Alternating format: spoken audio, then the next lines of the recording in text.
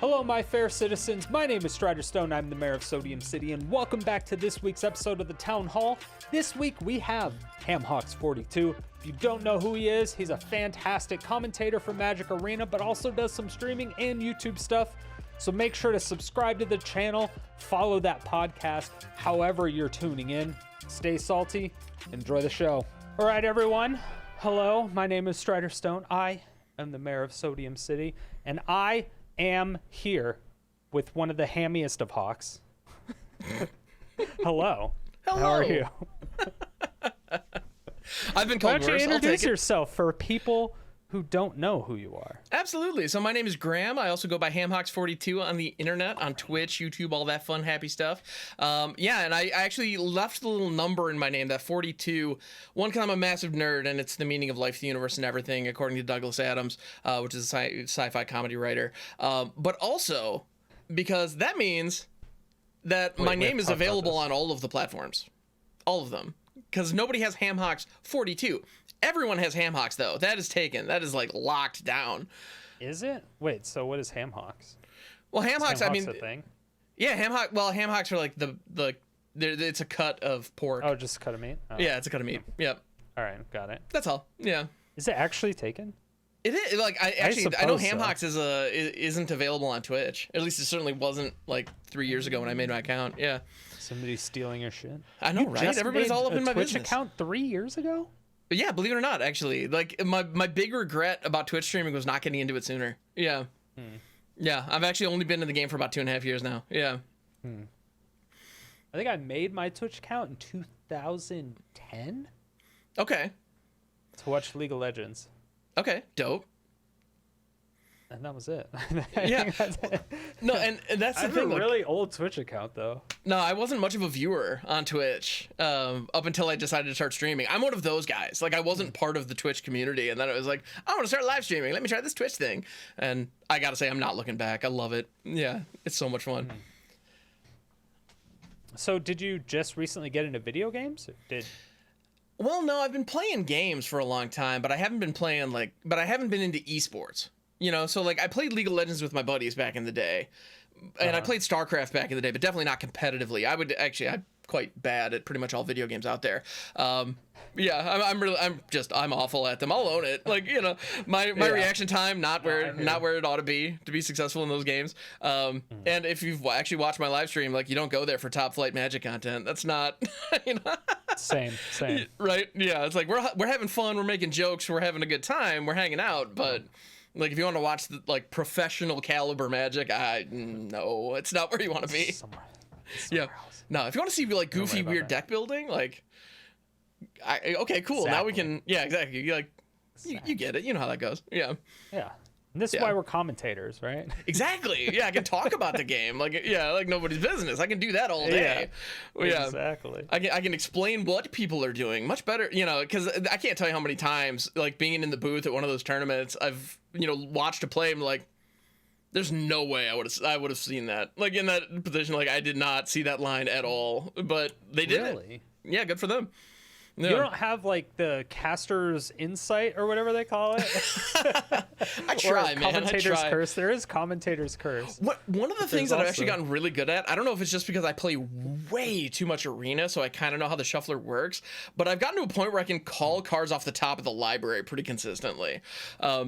Unfortunately, most of the time I'm about to draw a land here. Yep, sure enough. That's, you know, that's, and it's not when I need it. That's the, yeah. Of course. Yeah, That's the best way to know. You're I'm pretty good about that. I'm gonna draw land. I'm gonna draw land here. It's gonna, yeah. I need a spell. I just need like a 3 or 4 drop, and we're gonna be okay. But no, it's a forest every time. Like, okay, great. Yep. You know how it goes. Like when you start your hand off with 3 lands, a ramp spell, and then like 2 6-drops. You're like, all right, this is fine. All I need is like 1 land, 1 thing of removal, or whatever, and then you just draw another 6-drop, a 7-drop, another 6-drop. You're like, it was these are the only expensive cards in my deck. Yeah, I exactly. just drew all of them? Are you kidding me? Yeah, these were the only things that that are a bad thing to draw here. Everything else would have been fine. But like, yeah, The worst possible way. I've been there, man. I can't tell you how many times. Like I kept like keeping like a 3-lander with a DFC or something, you know, and like I cannot tell you how many times I've been sitting there on turn 5 looking at a bunch of like 6 drops in my hand, being like, come on, deck, give me something. And it's never there, man. It just isn't. Yeah. Come on, baby land. Come on, just give me that one land. Like, you know, it's like, okay, I've drawn like 3 cards, 4 cards here, and I still haven't seen a land yet. But come on, the next one, I mean, we're due, right? No. Yeah. I mean, we're not due. Yeah. Soon TM. Yep. I can't tell you how many times, like, yeah, I've seen 20 cards this game. I started with 3 lands. I'm still sitting on 3 lands. It's, yeah. It's so painful. It's brutal, every time man. That happens. Yeah, it's one of those where, well, but at the same time, like, I'm trying to keep a good perspective about those kind of things, because it's like, you know what? Yes, this counts as a loss, but there's literally nothing I could have done better. Like, there's just, Yeah. it is what it is. There's definitely those games. for Yeah. sure. Yeah. Oh, I hate those games. I know, I hate those games too. It's really a bummer, because, yeah, especially when you're going up against somebody who's playing like a starter deck, you know, and it's just like, how is this beating me? Like, you know, I mean, no offense to the people who run the starter decks. Like, I know it's brutal out there to get started with your collection on Arena. Like, I get it. Course. You know, and like, you got to start somewhere. I totally understand. But at the same time, it's just like, if I can't win here, like, when can I? You know? Like, my life is over. Well, and it's one of those things too, because like, I'm really far away from being free to play at this point. Like, I've invested more money than I care to admit into the client, because, you know, got to make that content, right? It's just like, at least that's my excuse. That's my justification. Yeah. But you know, because in the past, like, I would just draft to build up my collection, but the problem is, like, by the time I'm actually like building standard decks with new cards, they've been out for like 2 weeks and nobody gives a crap anymore, you know. So it's like, well, all right. So I've learned that, like, I just need to bite the bullet, buy the packs when it first drops, and just jump in, because like building janky decks is kind of what we do on my stream. So like, I need to be able to do that right away. It sucks, but it is what it is. So are you more of a drafter and limited player, or are you more of a brewer? I'm more of a brewer. I'm more constructed, like, by a lot. Are actually. you good at sealed as well? Oh no, I suck at sealed. I'm terrible at sealed. Really? Or at least that's been my experience. I don't play it very often because I really dislike it. Like, draft, I enjoy because there's an element of skill in like positioning. But I know maybe that means maybe I'm a lot worse of a deck builder than I think. But like, I don't know. Yeah. I mean, hey, Sealed I said is it. the only format that I'm actually good at. That's all I know. Oh, nice. If I could be competitive, if I went to a tournament, like a actual tournament, like a PTQ or something, or a really good pre-release, I could place top 8 as sealed pretty consistently. Dope. Dude, that's impressive. Everything else. But I also don't really like sealed. Oh, that's that sucks, kind of a man. problem. That's quite the conundrum. Yeah, that's a pretty brutal spot to be in if that's the one area where you really shine. But yeah. Yeah. But nobody really plays sealed. That content isn't really I mean, demanded either. Yeah, exactly. Do people want to watch sealed? Because I mean, the draft process is kind of interesting to watch. So like, I get that. Like, I see the appeal there. But like, watching somebody, and I mean, there's a lot of skill involved in building a sealed pool, because you have such a weird collection of cards and you have to be so creative in how you piece them together. Like, I like watching stuff like that, but I don't know how many other people do. Like, I don't know, is there a demand for it? Yeah, I genuinely don't know. Probably not. I mean, maybe there is. Who knows? Maybe. Yeah. Maybe it's an untapped market. Who knows? I never really tried. Yeah. Yeah, neither have I. Historic is dying. I've had some Explorer. With Explorer out, yeah, Explorer definitely pulled a lot of pressure off of Historic, or a lot of people off of Historic. There's no question about that. Yeah. And I got to be honest, man, I'm part of the problem. I've been really enjoying Explorer. Unbelievable. I know, it's crazy, right? Yeah. Mostly because we're done. Here. Okay. Well, all right. Thanks for having me, I guess. Yeah. Well, no, I've been enjoying Explorer very much, because all the broken nonsense that's been banned is all legal again, and I have a deck that I created like years ago that leveraged Fires of what now? Is 3-mana Teferi back? I think he's banned in Pioneer, so I haven't run into him, and I think I would have by now. I think he's banned.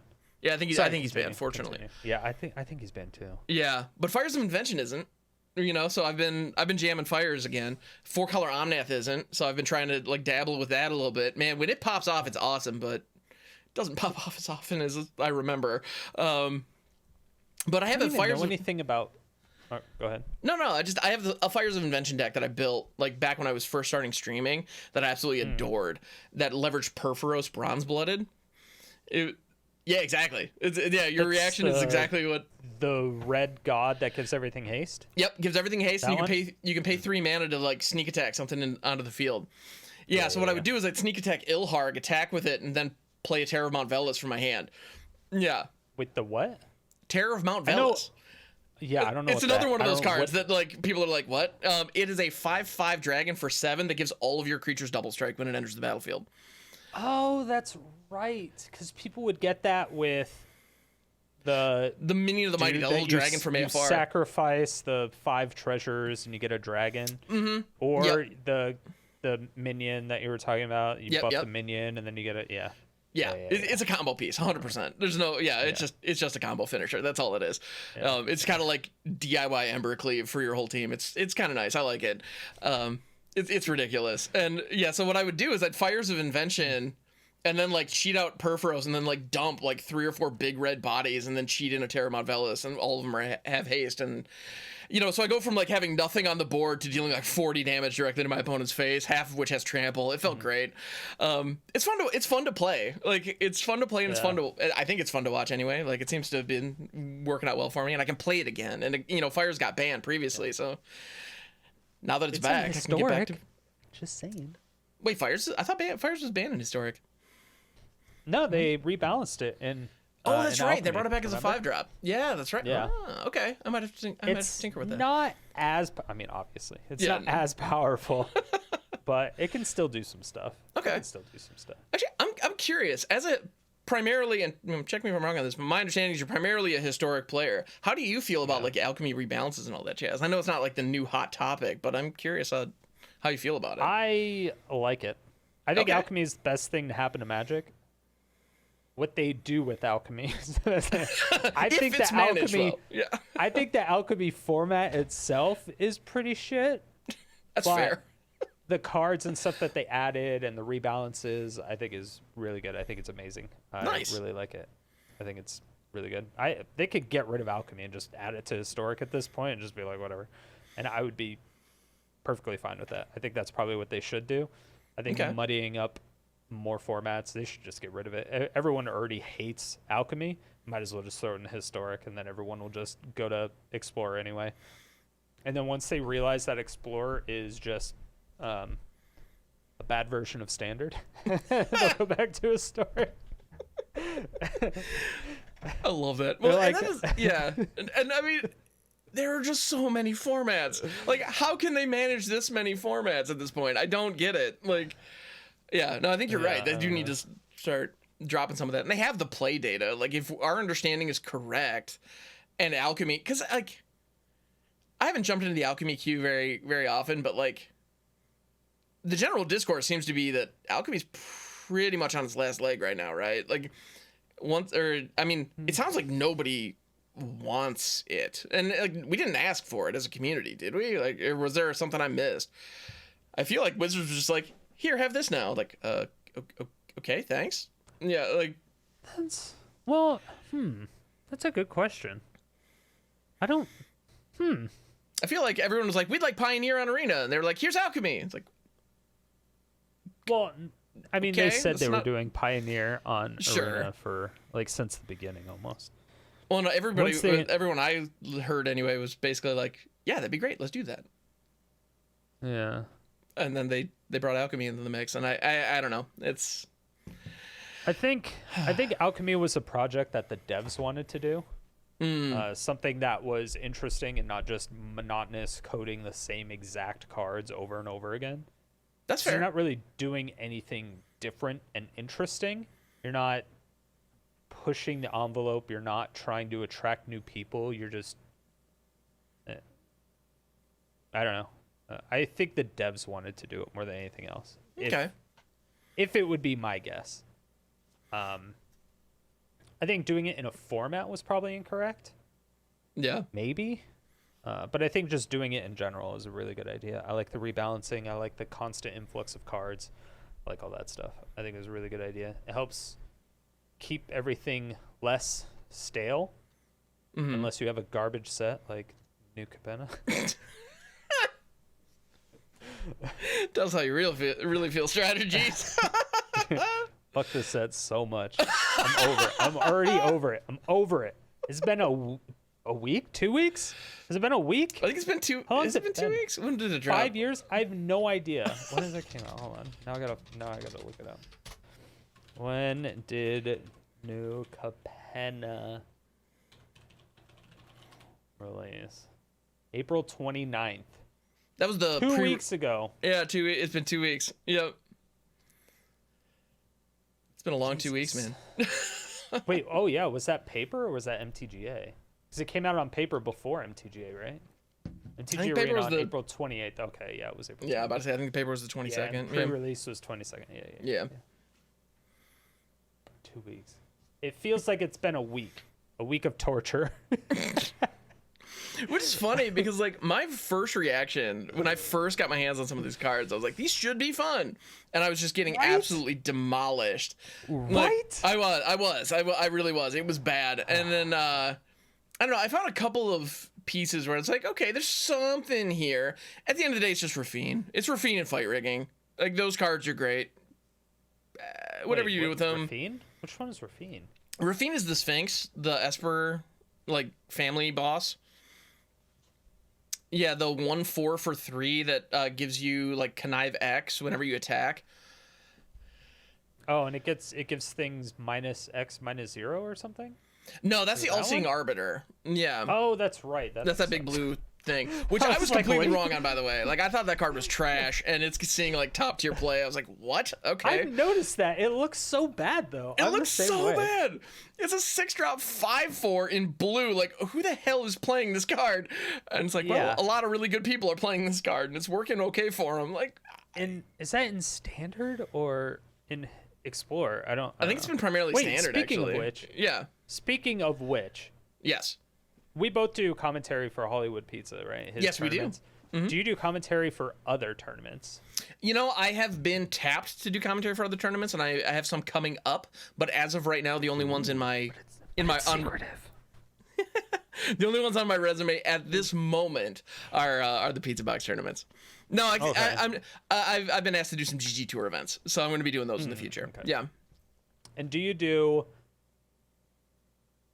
only historic ones? Or do you do the standard and the brawl ones too? I do standard, brawl, alchemy, whatever's available. I spend way too much time talking and reading about Magic cards and listening to podcasts about Magic cards. Like, it's kind of like, oh my God. To be honest, like, I have so many questions now. Okay, sorry, continue. Now I have to write down all my questions. No, to be honest, coming on this show, I was like, well, okay, so we talk about stuff that's not Magic. Well, shit, what am I gonna say? Like, my whole personality is Magic these days.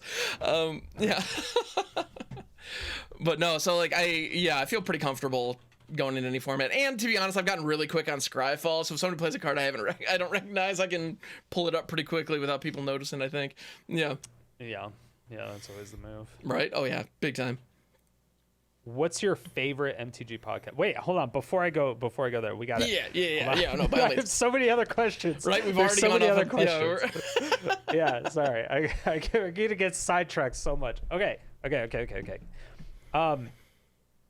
What do you know when the first Alchemy tournament is going to be? Or not Alchemy, the first Explorer tournament is going to be? The first Explorer tournament? I don't know that, actually. I don't think it's scheduled for this month. It might be next month, though.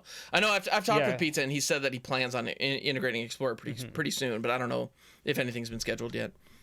Yeah, because I know on the 29th is Historic. Are you commentating on that one? Yep. Yeah, I'm on all of them for the rest of the month. I'm actually really jazzed, not going to lie. Jesus. Yeah. I'm a sucker for, like, if Pizza's like, hey, can you? It's like, yes, I can. Let's go. Like, yeah. I'm not doing anything else on Sunday. What am I? Yeah. Once my website comes out, I'll probably be sponsoring some of the tournaments. Oh, dope. So with that sponsorship, not only am I going to be adding like a cash thing to it, I actually don't know if I'll be adding to the prize pool or if it'll be just like a payment to him or not. Okay. But for the people who are casting the tournaments, I want to send out merch to. Oh, dude, that'd be tight. And I don't know if that's... I don't know. I haven't decided if that's a good or bad thing. I feel like it's cool, but at the same time, I don't want to be like, yes, wear my product and advertise it all the time. Like that type of thing. Like I feel like it almost sounds scummy. No, I don't think so, man. It's not intended to be scummy. You know as what a I mean? sponsor, though, that's the job, right? And I guess what you're doing is you want to get the name out there. Like, dude, give me that shirt. I'll rock that. I'll rock that shirt on my live streams too. I don't care. Like, let's go. Yeah. Well, it'll be like either a hoodie or a tank top or a shirt, or basically like whatever you want. Or I can get you a play mat. Or whatever. That'd be awesome. Yeah. And I love that. I think that's really cool. Yeah. Yeah. And so I don't think that sounds scummy at all. I think that just like he doesn't need like a Sodium City banner or anything like that whenever they do shout outs, whenever the commentators do shout outs. They're like, hey, Sodium City shirt. Yeah, exactly. Being able to do this move is huge. That's I love that. So instead of having a gross banner on, it's like they're using it. I think that's more valuable. Yeah. But hopefully Hollywood Pizza doesn't know that because then he'll charge me more. No, I'm kidding. I would pay him more. I don't know what I'm paying him yet, but I would pay him more if I could afford it. I love that, man. That's awesome. I have a budget. I'm like, okay, this is all I got. Do it. Whatever I could get with this. Well, I'm about to say, like, I mean, you know how it is as a content creator. Like, somebody wants to sponsor me, sweet, let's talk. Like, it's Yeah. Right? Yeah. You pretty much say yes to everything. For the most part, when you're a content creator. I know I sure do. So I'm glad to hear that's, an accepted, Well, not everything. Not everything. Yeah, not everything. Not everything. No, because I mean, if you have a stream Elements account, you've probably been offered Raid Shadow Legends. I will admit I have not taken that one yet. Yes, not yet. Who knows? Not taken that either. Yeah. Just seems at this point, if you got there on the ground floor, I think it would be awesome because not a lot of people had the accounts. But now at this point, so many people have done it. So many YouTubers, so many streamers that everyone has almost already done it. And so they either don't want to do it again or don't want to do it for a fifth time. Right. Or it's such a meme that nobody cares. And you have to force people to really do it because I've seen people like, oh my God, do you know the streamer Destiny? I've heard the name, but I haven't actually spent any time in there. Yeah, a lot of people hate him, so I get it. But he's like one of the OG Twitch streamers, one of the OG streamers. He was like one of the first people to start streaming full time or whatever. Nice. Okay. But he had a Raid Shadow Legends sponsor. I think it was sometime last year, and he has some of the most hardcore, dedicated fan base people. And I think it took him a week or something to get 500 people to do it. Oh wow! And I'm like. For somebody that size, that shouldn't. Yeah, and if you looked at the Our Place thing on Reddit, I don't know if you followed that at all. Did you? I do not. Yeah. Oh my God. I'm smiling, okay, not make it sound. Yeah. No. Yeah. So on Reddit, oh my gosh, this is such a different story. Oh, okay. Fire away, man. I can't Let's even go. get into that. No, I can't even get into that. If you're not aware of what it is, it's just like, it's just he has one of the biggest, maybe not even the biggest, just. Again, the most mobilized, and if he wants people to do something, they will do it. That type of thing. People say that they get harassed by his community, and they have no idea. There's no fucking way. Because if he was like, "Hey, attack these people," they would be fucked. They would just be. Ooh. Yikes. Okay. Yeah, it would be bad. Yeah, he has that kind of influence. He could be. He could be dangerous, but he's I don't know. He could be mostly harmless. He could be really dangerous. He's kind of he's definitely an asshole. He's a fucking asshole, but well, there's definitely a market for that. There's no question. Yeah. No. Interesting. Yeah. But yeah, I forgot how we got there. Oh, but yeah. So Raid, he did, yeah. I can't believe somebody like that. It took a week to get 500 people to do it, and I was like, holy shit. You've got to be fucking kidding me. Because again, he was like an OG. He was the first person to go full-time streaming. And this back in 2010. This was when it was just him and Day 9 on Twitch. Oh, wow. Because they modeled the partnership program after Day 9 and kind of Destiny. Because they were the first two Twitch partners. Oh, wow. And that's a big freaking deal. Yeah. Yeah, you'd think somebody like that would be able to mobilize a really sizable group. And it took him so long to get 500 people. I was like, holy shit. And I don't know if people are like, oh, fuck you, it's just a meme. Because his community's like that, where they'll push back if he's doing stupid shit. So they're also like that. They're not like drones, like mindless people. But yeah. But still, even then, I don't know. it's still surprising. But as an audience member, like at this point, people, like if you're on Twitch, you've seen people do the raid sponsorship. You know how it works. You know, it's like, oh, you want me to download and get through the tutorial and get to like level 10 or whatever. That way you can get $5 or however, you know, like you know how it works to the point where it's like, yep, okay, I get this. You're going to ask me to download again, and I'm going to have to download and get another character through these like. I have never done it. That's okay. I've not once. That's okay, but you've seen the promotion, right? You've seen people running it, right? Oh yeah, I've seen a bunch of people, and I kind of almost feel bad because there's some people who needed it, kind of, but. And I don't begrudge anyone for taking it. Like I get it totally. Like get paid, but like.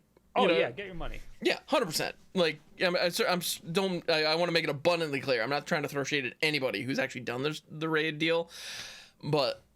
Like, I don't know. It's just not for you. The ones that the versions of it that I've been like, don't get me wrong. If that company reached out to me directly and said, "Hey, we'll give you $500 plus whatever," oh, I'd do that in a heartbeat, 100%. Give me like, yes, I'll shill your crap all day if they're giving me upfront money. But the ones I've seen, it's like, you could get up to $5,000.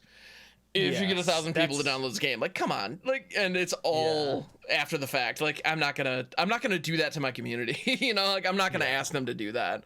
That's at least my feeling on it, because I don't, and I think my community would call me on it. You know, like, what is this crap? Come on, man. Like, you know, I think people would give me a hard time for it, but there's a couple mobile games that I would go to the company and be like, yo.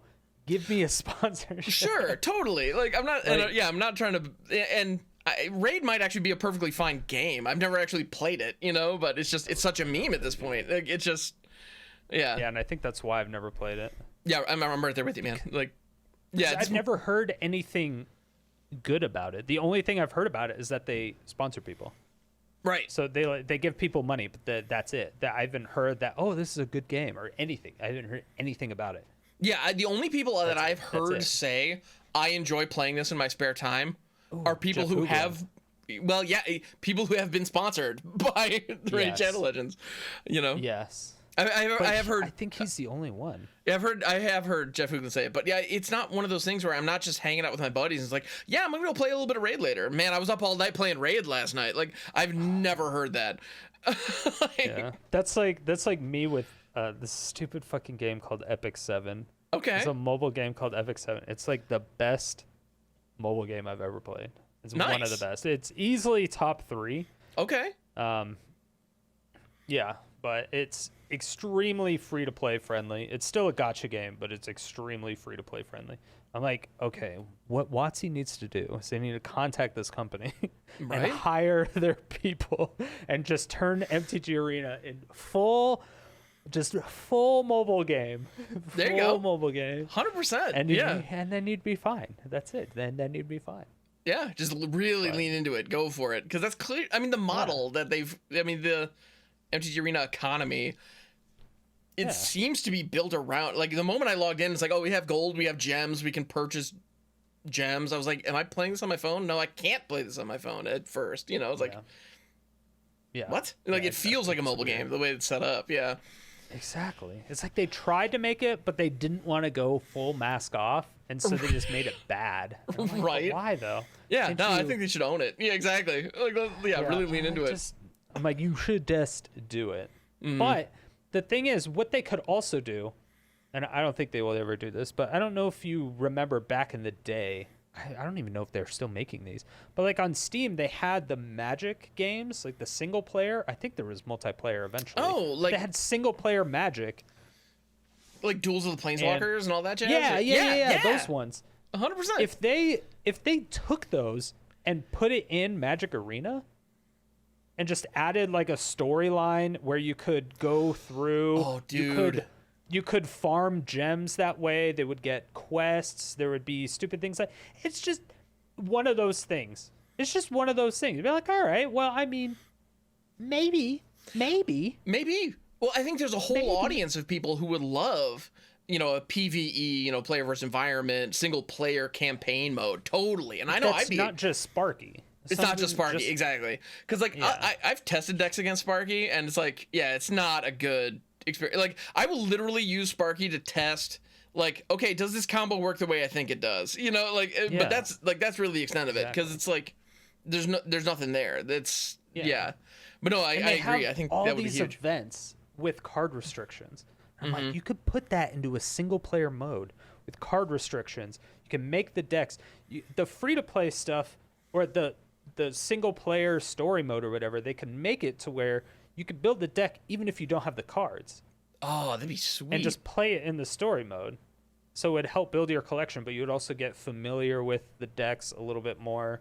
So like I think they kind of already have something similar to that with the intro decks. Yeah, they have like the color challenges, which are like versus AI, but for some reason they never seem to have really fleshed that out beyond those intro, tutorials.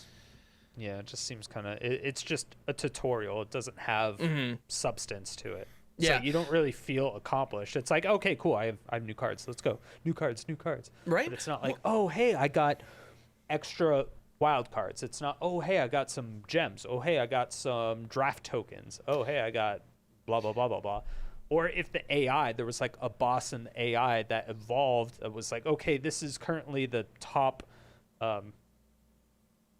MPL deck that qualified, and then the AI plays it, and then you have to like try to beat that boss or something, and it would reset every week. There would be, I don't know, just stupid daily.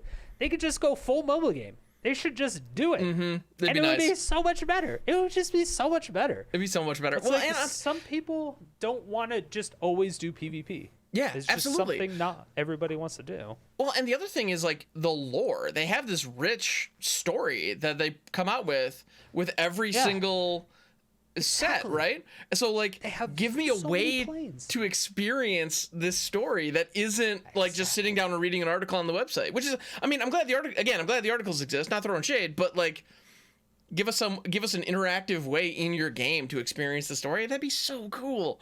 Like, yeah. And it's right there. I mean, Watsy, if you're listening, that one's free. Please, just make it happen. Like, it's, They'll never pay attention to me. They hate me for sure. Really? I treat them like shit for sure. I stand up for them when no one else will. I think I simp for Magic and Watsy more than anybody else, but I also give them the most shit more than anybody else. I mean, that sounds that really sounds like a healthy relationship right there, where you're like, you're rooting for them, you got their back, but at the same time, call them on their bullshit. Like, They deserve it, though. They deserve it. Fuck them. There was so many. I gave them so many chances. They started ignoring me like 2 years ago. I was like, hey, I would love to get, an interview with a dev or a project manager or somebody. And so I contacted them, and they're like, oh, yeah, contact our marketing team. I contacted marketing, and they're like, oh, cool, yeah, send your questions over to our legal department, and they'll set it up. So I sent it over to legal, and then they just ignored the email completely. And so I emailed the marketing people again and be like, hey, can you follow up with legal to see if they got the email? I sent it over to them, and they never said anything. They never even replied. And then I didn't get anything back from marketing. And I was like, yikes, dude. What the fuck? Yeah. And so I talked with another developer that I actually talk with, and I was like, hey, would you be able to do an interview or whatever? And he's like, yeah, I probably could. I just have to go through legal. I was like, all right, I'll send them another email. And I was like, I sent them an email. I was like, hey, this developer agreed to talk to me. Is it cool? I just need to get, authorization or whatever. And after that, the devs stopped talking to me. Dude, that's messed up. And then on Twitter at the Vegas thing, you remember the MTG Vegas that happened? Yeah, that was what, earlier this year? Or yeah. Last year or something? Was it last year? I don't know. Time is weird. I think so. Yeah, but do you remember the guy that rescued the dog or like took the dog or whatever? I heard something about that. Yeah. There's some lost dog. Yeah, so there was some lost dog. And it was a WotC employee that was like, okay, I'll take the dog because it was just lost or whatever.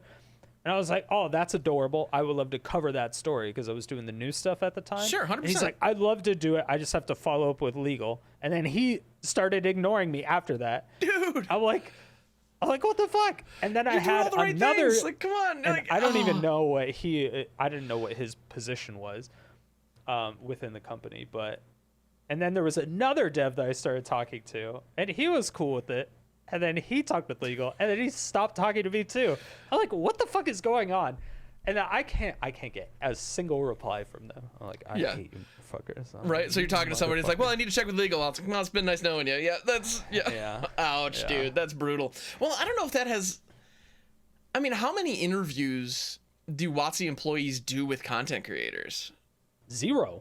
Yeah, I was about to say, like, I don't think that's about, like, you specifically. I just think, like, I feel like that's just not a thing. They completely ignore me after, I'm like, that sucks, man. Like, at the very least, they could send you an email just saying that's against our policy or something. Like, give you just some kind of response.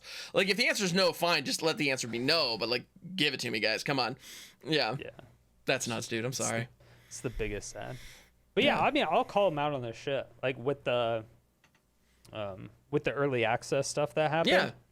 Yeah. And then a couple people weren't invited, quote unquote. Yeah, there were a couple people who didn't get the invite initially. It's like, come on, like, how the hell did you miss that? They did. It went to their spam, and they didn't check their spam. Oh shit! And so I called WotC out on it, and I was like, "Hey, WotC, your fucking marketing team sucks ass. Here's a list of people," and I just screenshotted like the top 10 content creators, and it turns out it went to spam. And so on Twitter, I admitted, I was like, all right, I did wrong. I apologize. These people didn't check their spam. I'm sorry. I still didn't get an invite, not even in spam.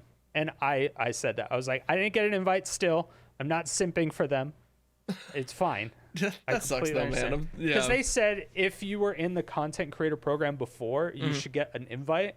No, I didn't get an invite. Everybody who was in the content creator before? Interesting. Yeah, they said you should be able to. And if you weren't, you could send them a tweet and they'll give you an invite. And so I tweeted at them, I sent them a DM on Twitter, and I sent them an email, and I got ignored. Oh damn, dude. No, I sent him the email. Like, I sent him an email like the morning after the thing got announced. Like, even before before I saw the tweet saying, hey, tweet at us or send us an email, like, I shot him an email right away. I did end up getting a reply. So like that, it did. I mean, I was able to get in, but like, when I say I sent them an email, like, it was like 6 a.m. the day after the thing got announced. I was like, get me in there. You know, like, I was hammering down the door like right away. So, and even then it took like 4 days to get a reply. Like, it wasn't, it wasn't like immediately like, oh yeah, you were in the content creator program. Cause I mean, I was, and it's like, it wasn't just like, yeah, get in here right away. It took them a while to get back to me. So wait, so were you on the Discord server, the MTG Arena Early Access Discord? I was, yes. The original. Are you still in it? The one with like the announcement that I don't know. The super old one from like 2021. I was in there for a long time, and I remember like people were using the little reply feature to spell out messages in the anyway, it was hilarious. But no, I don't think I'm in there anymore. I think I purged that one. Unless it's in one of these folders somewhere, because I'm in so many Discord servers, it's not even funny. Yeah, me too. I sent you a screenshot of my name. It's at the very top because I put it in quotes. It just says MTG Early Access because they just ignored everyone in there. They're like, oh yeah, we're sending out invites. We're still sending out invites. And then they just ignored every content creator. So just in quotes, I put MTG Early Access. That's awesome, dude. I know. I should probably leave that server, but I still like revisiting it every once in a while and just laughing at it. There's still a lot of people in here, but I don't even know. Ooh, are WotC members still in here? There is still WotC members in here. Really? Interesting. Yeah. There's WotC Jim and WotC Athena. I don't know either of those people. Okay. Yeah, Jim's kind of a big deal. Is he? Yeah. No, he was the person I was working with he was the one who replied to my email about the early access. So, yeah. Not to blow up his spot or anything, but yeah. Although to be honest, there were a couple creators who like right away were like, DM Jim on Discord, and this man was like, dude, no. Like, it's like, not okay, don't tweet that. Like, what are you doing? Yeah, no, don't do that. No bueno. I tweeted out the clip that specifically said because they had that or the weekly MTG stream. Yeah. And they said specifically, hey, if you didn't get the email, do this. And so I tweeted that out. I was like, hey, MTG content creators, if you want early access, here's what you do if you didn't get access. Totally. I did that. And that's great. what I did. Like, that's exactly. That's boosting the signal. That's perfect. Yeah. But yeah. Because most people didn't know. And I was like, anyone who had it before should have it.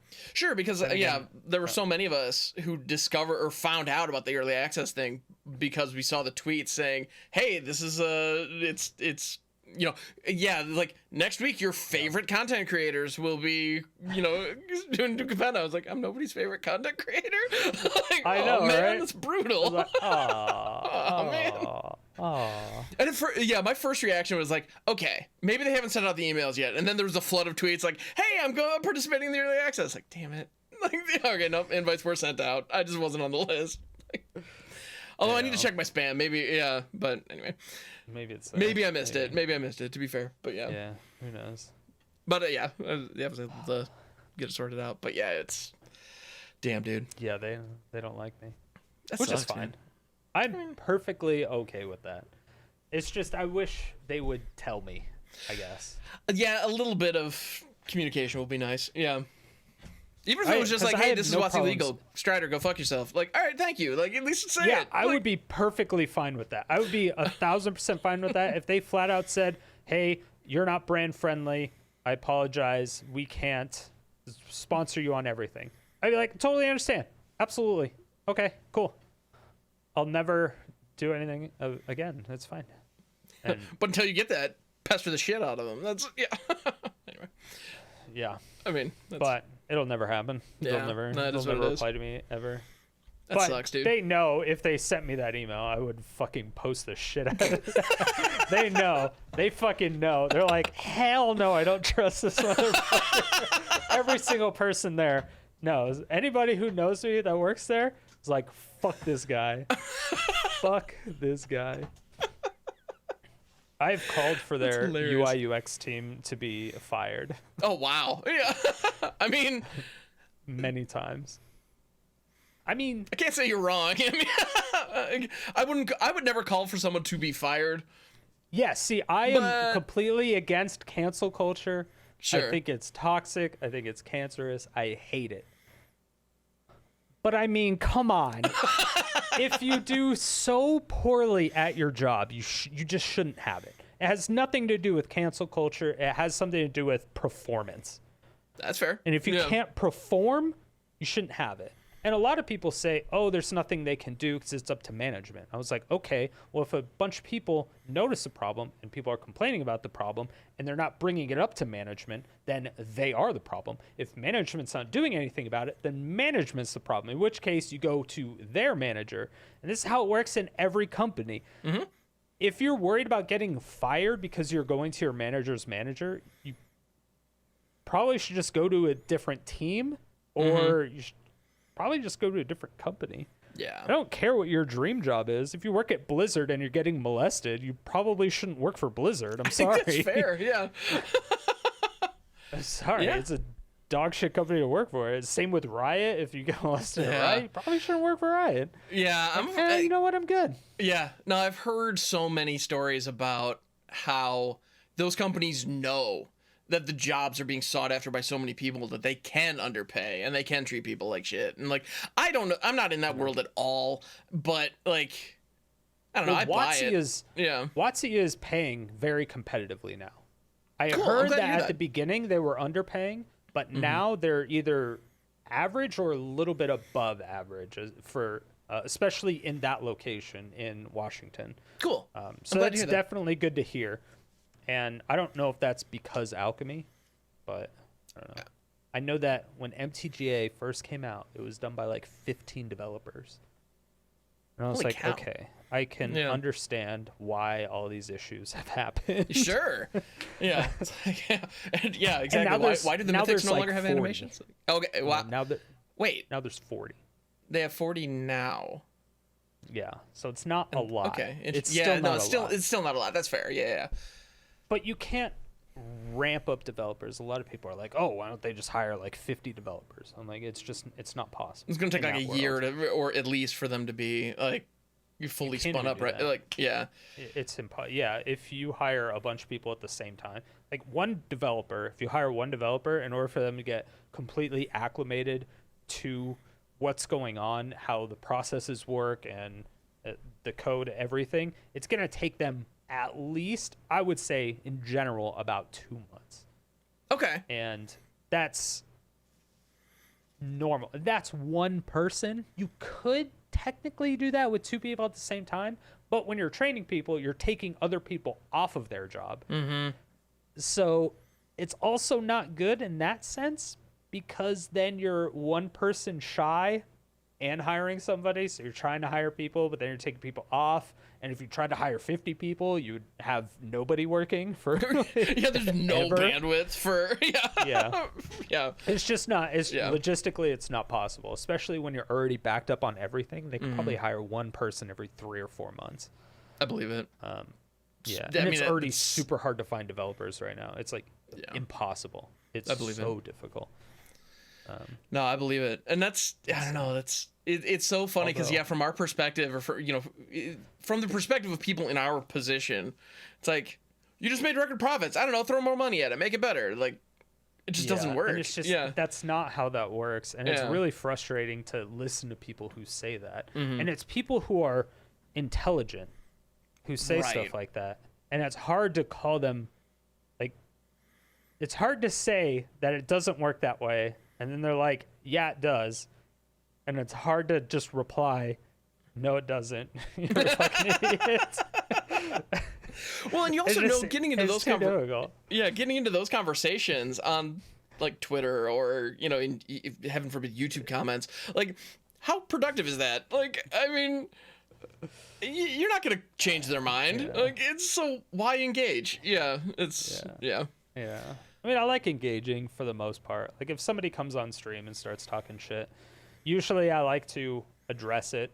Sure. Same thing if somebody comes on stream and chat and they spout some sexist shit. Usually if it's racist, I'll just ban them entirely. But if it's like a sexist comment or a homophobic comment or something like that, then I try to address it and educate them and educate everyone else. And I just give them a hard warning and stuff like that. And most people really, really appreciate that because, I mean, racism has been around for like fucking ever. People, like, what Gamergate, that whole thing came out like 6-7 years ago or whatever, when a bunch of people, they were still using the F slur and a whole bunch of stuff. Like, it wasn't really a thing where people were super concerned about what was going on. They weren't concerned about feelings of people. They didn't understand what was really going on and what the actual impact of what they were saying was happening. So educating people on that from somebody that they may or may not kind of look up to, I think is important. I would agree with that. And, it's funny. I haven't, thinking back to situations on my stream where things like that have happened, I've done something very similar where like I say like that's not okay for this and this reason, and you've got to drop it, or like you need to not say anything more like that. And if people double down on it, or if they like dig their heels in, that's when the ban hammer comes out. Because it's one of those things where in those conversations where like it's like, okay, this isn't going anywhere. This is only getting worse. This person needs to be shown the door. Like it happens. We've all been there. Like, I never like to ban people, but I mean, you got to do it sometimes. Yeah, it's very rare that I ban somebody. I had to ban somebody yesterday or 2 days ago. Just it wasn't even anything. He was just being an actual dumb fuck. Wasn't listening to me at all. Talking about like shuffle truther nonsense. Oh no, matchmaking. It just wouldn't listen to me. I was like, okay, I have documents, everything. I have the weighting system.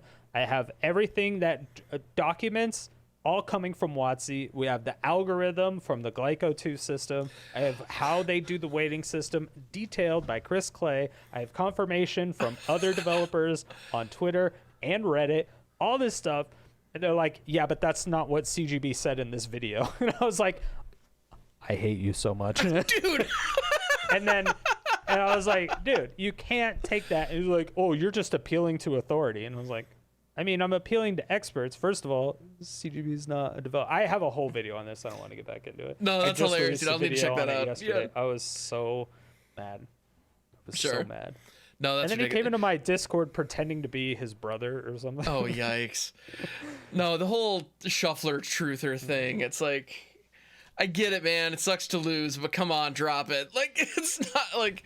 It's a card game. It's random. Sometimes you don't draw the card you need. Like, let it go. Like, it's I don't know. That whole thing. I'm so sick of people going off on that. So frustrating. Yeah. I was just like, right? Yeah. No. I was just listening to content creators instead of listening to content creators who have no development experience, no like math experience. No, like they never worked for WotC. They have no interviews with WotC. Like there's zero evidence outside of them saying, hey, I played these 9 games with this deck and I ran into less meta decks. I'm like, dude, 9 games in a sample size is not a good sample. That's nothing. And they just don't understand. I'm like, what are you talking about? How is this acceptable? Right. How do you believe this is a compelling argument? Like I'm over it. Yeah, I'm over it. I made a whole video on it. I'm over it. Rock on. I'll definitely have to check that one out. Yeah. yeah. Love it. It's crazy, man. Crazy. Yeah. Yes. So fun stuff. Yes. I forgot all my questions. Some of them. I forgot some of the questions. Right. So MTG podcasts. You said you did listen to some MTG podcasts. I do listen to MTG podcasts. Yes. Okay. What are your thoughts about Arjuna stopping the podcast with the Arena Crap podcast? I was actually really upset to hear that. I mean, do what you got to do. I'm not mad at Arjuna by any means, but like it was only. I mean, damn it, Arjuna. No, no, dude. I was actually kind of a latecomer to the Arena Craft podcast. Like I just discovered it a couple months ago, and I freaking loved it, man. Like I thought he and CGB had a great rapport. They always talked about cool things. I liked their takes. Like I want to hear more from Arjuna, so I'm really bummed that that's coming to an end. Like I was really kind of heartbroken about that because and Arjuna, if you're listening to this, man, podcast that he did with me. Yes, I did listen to that one. It was fantastic. Okay. Yeah, that was a great podcast. After that happened, I went on Twitter and I was like, CGB, I'm replacing you. Love it. Yeah. And he's like, what? But no, like at the end of the day, with the Arena Craft podcast coming to an end, I'm just hoping I'm hoping, like, I know Arjuna has other things going on, but he's got a cool perspective and he seems like the kind of guy I want to spend more time with. So I'm hoping that more content is coming. I hope he does stream more. I hope he is more active in those kind of things if time allows. You know, like at the end of the day, I hope he needs, like, I hope he takes care of himself, whatever obligations he's got. But like, I don't know, man, I'm going to miss that podcast for sure. Yeah, he'll do something for sure. I'm trying to get him to come to TwitchCon this year. Dope. Because if he comes to TwitchCon, that would be ideal. We're trying to get him to room with us. Oh, that'd be sweet. Apparently, he's a degenerate, which I'm super excited about because I didn't know he was a degenerate like that. I'm excited. Oh yeah. As in like a member of Team Degen or like no, like a real degenerate. A true degenerate. Okay, got it. When Degen came out, I was so excited. I was like, "Fuck yeah, Team Degen!" And I was like, "Oh, this is a lot less degenerate than I thought." Yeah, this is far more wholesome than I signed up for. I know. I was like, "Oh, never mind." There's a whole situation with that. I applied and I did not get accepted. Oh, bummer, dude. Yeah. I'm not advertiser friendly. Ah, I see. Yeah. I understand. Yeah. But, not everyone can be this degenerate. Exactly. Yeah, you're just too degenerate for Team Degen. It's crazy. I know. It's pretty bad. That's why I was so excited. I was like, oh my God, I can finally be on a team that I'm advertiser friendly with. Right. And then they're like, nah, dog. I was like, oh, you call okay. yourself degenerates. Come on. Yeah. I'm like, oh, never mind. I guess. Nice. It is what it is. Yeah. Yeah, it's whatever. It happens. Well, gotcha. So you're trying to get Arjuna to room with you at TwitchCon. That sounds like because a damn good time. It has me, Herbie, Lobo Peaches, and the Nerdy Kitty. So nice. That's who we have right now. And if we can get Arjuna, that would be stupid. Yeah, that's a fucking party right there. Yeah, because we'll be doing IRL streams.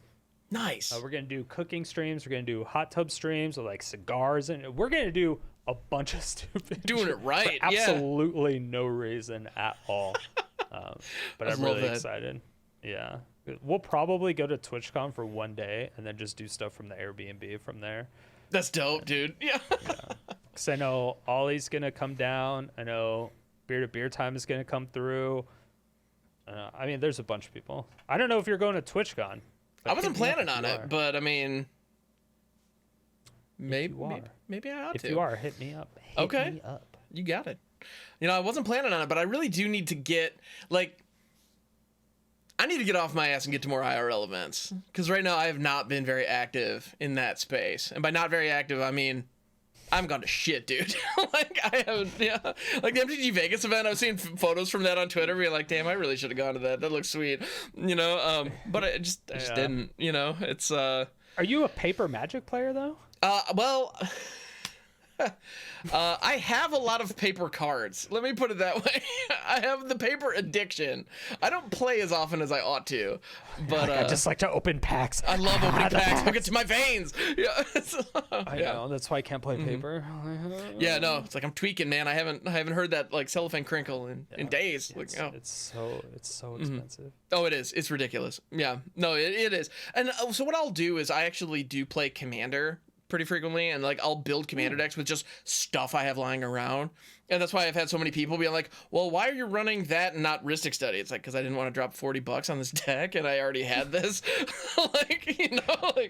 Start proxying stuff. Does anyone care anymore? I mean, nobody I'm aware of does. Some people do, but yeah. That's so lame. Yeah, but no, that's why I love it too, because I'll play like Draft Chaff from Onslaught and have people go like, what the hell is that? It's like, yeah, no, man, just go with it. Like, it's fun. I love it. I don't even know what that is. It was a set. Onslaught was a set that came out in like 2003, I want to say. Yeah, I remember. I remember Onslaught, but I don't know what that card is. No, it's not. A Draft Chaff is like an expression for like garbage that people play in draft and then throw away. Yeah, that's all. Yeah.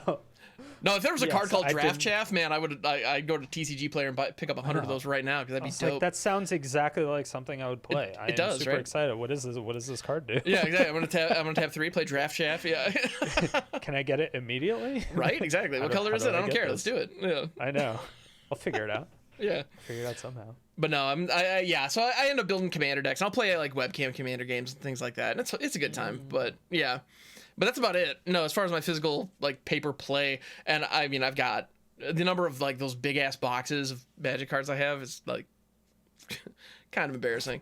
It's a little too much. It's a hair too much. I'll be honest. I'll own it.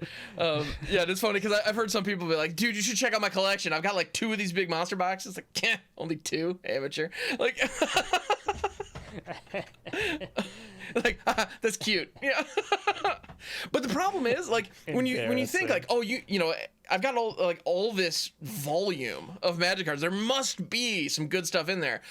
The problem is, like, I've already sorted through and found all the valuable stuff. Because there was a point a couple years back where money was kind of tight, so I liquidated a good chunk of my Magic collection.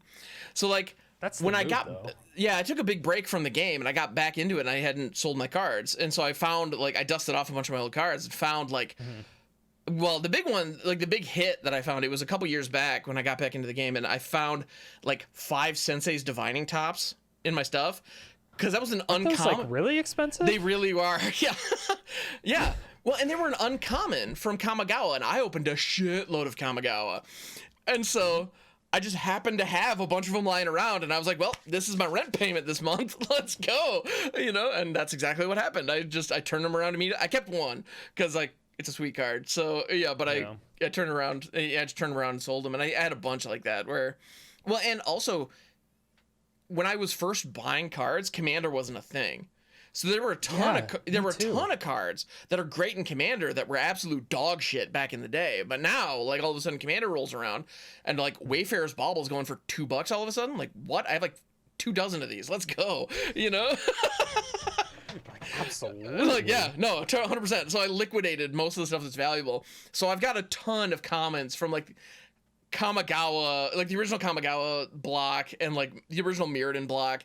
And there's some stuff in there that's absolutely cracked, but the vast majority of it is absolute garbage that time has completely forgotten. So it's, man, for the life of me, I can't bring myself to just just like throw them out. Because you never know what's going to be valuable someday. Yeah. You never know. That's true. You don't know what's going to crash either. True. Very true. Yeah. But then you have to like sort everything. Oh, God. That takes so long. It's the worst, man. Yeah. I've quit and picked up Magic so many times. I don't even know where all my cards have gone to. Like, I think I just end up giving them to my friends and never actually selling them because it's too much of a hassle. I'm like, fuck it. Oh, it's a pain in the ass. I used to have a playset of Sliver Queens, but at the time, I don't think they were really all that expensive. They were like $10, like $5-10. Something. Now they're... Yeah. But I had a bunch of stuff. Like, I think I started playing in Tempest. Oh, wow. Yeah. Something like that. And there were some, there were some cards that were, there were cards that were absolute nothing at the time that are the hotness now. Yeah, no question. Yeah. Because Commander, there's a lot of things that were just like Commander. You're like, what the fuck is Commander? Right? Yeah. I remember when I first looked at Blatant Thievery. That was a card from the Onslaught block. It's a 7-drop. I don't know if you ever see. It's a blue card that says, for each of your opponents, gain control of one permanent they own. So you just take people's shit, but it costs 7 mana. So if it's a 1v1 game, like spending 7 mana to take one thing, that's terrible. But all of a sudden, if you're in a pot of 4 people, taking 3 things, the 3 best things, all right, now we're talking. It's something. Wait, so do you have to target a person, or is it one for each person? It's one for each person. You get to, So you get the, if you're in a 4-person pod, you get the 3 best things, one from each person. Yeah. Yeah, that's not bad then. Yeah, it's pretty tight if you can time it well. That's kind of messed up. Right? But it was printed in Onslaught, so it's not like it's printed pre-modern, pre-Commander. It's like, who was this for when they made it? Like, it's clearly a Commander card now, but like at the time, well, it was for. That's true. It was for people like me and my friends who were playing like weird 5-6 person pods with 60 card decks back in the day before Commander was. A lot of people still did that. Yeah, it was. It was Commander. I think Two-Headed Giant came before Commander, right? I think you're right. Yeah, because I remember Two-Headed Giant, because that came out a little bit before I quit, or people were playing it in the store before I quit the first time. Okay. I think you're right. I want to say that was true. Hold on, now I gotta look it up. No, there were all kinds of weird formats back in the day. There was one called, I've heard it called like Chroma or Star Magic, where it's a 5-person game and everyone has a monocolored deck. I don't know if this is everybody plays a monocolored deck, and you actually sit around the table in the same order as the color pie, and you're allied with both people on either side of you. So as a result, you're on a team with 2 other people, but they're on a team. Their team is different than yours. So the people that you're allied with are against each other, but not you. It got weird. But as a result, that is kind of weird. It was very weird, but it was fun. Like it got super bizarre really fast. But at the same time, it was a fun, weird format where crazy interactions could have happened. It was very, like, when I got back into the game and found out the Commander, showed up in my absence, I was like, oh, it's a format that encourages like weird multiplayer pods and all the goofy shit my friends and I were doing before. Like, that's the point of the format. Sweet, sign me up. Let's do it. Yeah. It looks like 2005. Wow, Two-Headed Giant's that old? Yeah, that's awesome. So. Two-Headed Giant article on MagicTheGathering.com. The earliest one was 2005. Wow. My goodness. But that might have been when it became an official format. Okay. But yeah, people were probably playing it well before that. Huh. It was just weird because there was no like forums and stuff at that time. Right. And it's not on, it wasn't on MTGO because MTGO came out in like 2003 or something. Something like that. Yeah. Because I know it looks like I it came out in played 89, MTGO but no, it's yeah. I know, Anyway. yeah, right. Dude, I reinstalled MTGO the other day, and when the old like Windows 95 installer booted up, I was like, man, this takes me back. Oh, yeah, Commander was 2011. Okay. Yeah. Yeah, but clearly multiplayer Magic was the thing before Commander became official. Commander just kind of captured the kind of the essence of that in a way that clearly resonated with people. Yeah. Yeah. So I think there was a lot of unofficial formats, and then WotC was just forced to acknowledge them. They're like, fine. Yeah, exactly. which I guess is what they end up having to do. Sure. After some time. No, I remember being at tables where we'd have like 6 or 7 people all slinging spells at each other. Like it got like big and weird really fast, and it was fun, man. Those games were sweet. Those old like kitchen table, just ridiculous, you know. And then of course the one person has the Wrath of God, and you're like, well, all right, that was fun, I guess. Yeah, that's right. When Wrath of God was just not. Like, that was the only board wipe. Right. Was there other board wipes? I mean, well, there was Armageddon, but that's well, that's a little different. Yeah. There had to be, right? I know there were. There had to have been a black one, right? What was that black? The 3-mana black one? Was that out at the time? Oh, that's a good question. I don't even remember. I mean, there have been so many recently that it's for real. Yeah. Well, I know there were cards like Pestilence. Like that was a classic back in the day to help kind of mitigate the board. Yeah, one of my first, actually, a formative moment for me in Magic was I built an Orzhov before Orzhov was a word. I built a white-black deck using Pestilence, Death Pits of Wrath, and creatures with protection from black. Death Pits of Wrath is an enchantment that says whenever a creature is dealt damage, destroy it. It can't be regenerated. So it gives all damage death touch, basically. Oh. So you pay 1 for Pestilence, deal 1 damage to all creatures. Yeah. Everybody dies. And my creatures have protection from black, so they're not dealt damage, so my creatures survive, nobody else's does. It was Baby's first stacks deck. It was a lot of fun. It actually worked really nicely in the meta with my buddies, and by really nicely I mean my friends didn't want to play with me very much when I pulled that deck out. I hate when that happens. That was like my Infect deck. My Infect deck, everyone hated that deck. But the one thing that people hated me for, I had my very first deck that I brewed was was a 100 card Sliver Queen deck. Nice. And it was almost completely mono green. I had a bunch of like search your library for lands, put them into the battlefield, and then I would just have a ton of slivers in my hand at that time, and it would just be like Sliver Queen, a bunch of slivers, and attack in for lethal. And I did really well at an FNM, and the FNM or the place that I would go to, the LGS, they had like good players, like PTQ players, and I beat a couple of them, and they were so mad. They're like, how the fuck? They were mad. Sure, I believe big it. Mad, the biggest mad. And yeah, I spent $400 on this deck. What the hell do you mean you beat me with slivers? Like what? Yeah, they were not even just slivers. 100 card sliver deck. Right. Yeah, it was embarrassing. Everyone hated it. I loved it. It was great. I was saying that sounds dope. yeah, it was dope. I enjoyed it a lot. That's awesome. Love it. Very cool. Yeah. So what exactly do you do outside of Magic? That's a good question. Like so what makes you tick? What makes me tick? Yeah. Yeah. Well, right now the thing that really makes me tick is my stream. I'm loving my stream so much, and I play almost exclusively Magic. So that's really the passion that I'm like running with right now. I'll own that. That's really where that is. Aside from that, aside from that, to be honest, I'm working a part-time job at a restaurant just to pay the bills while I'm trying to get this crazy content thing into a lucrative career. Got a long way to go, because we all do, right?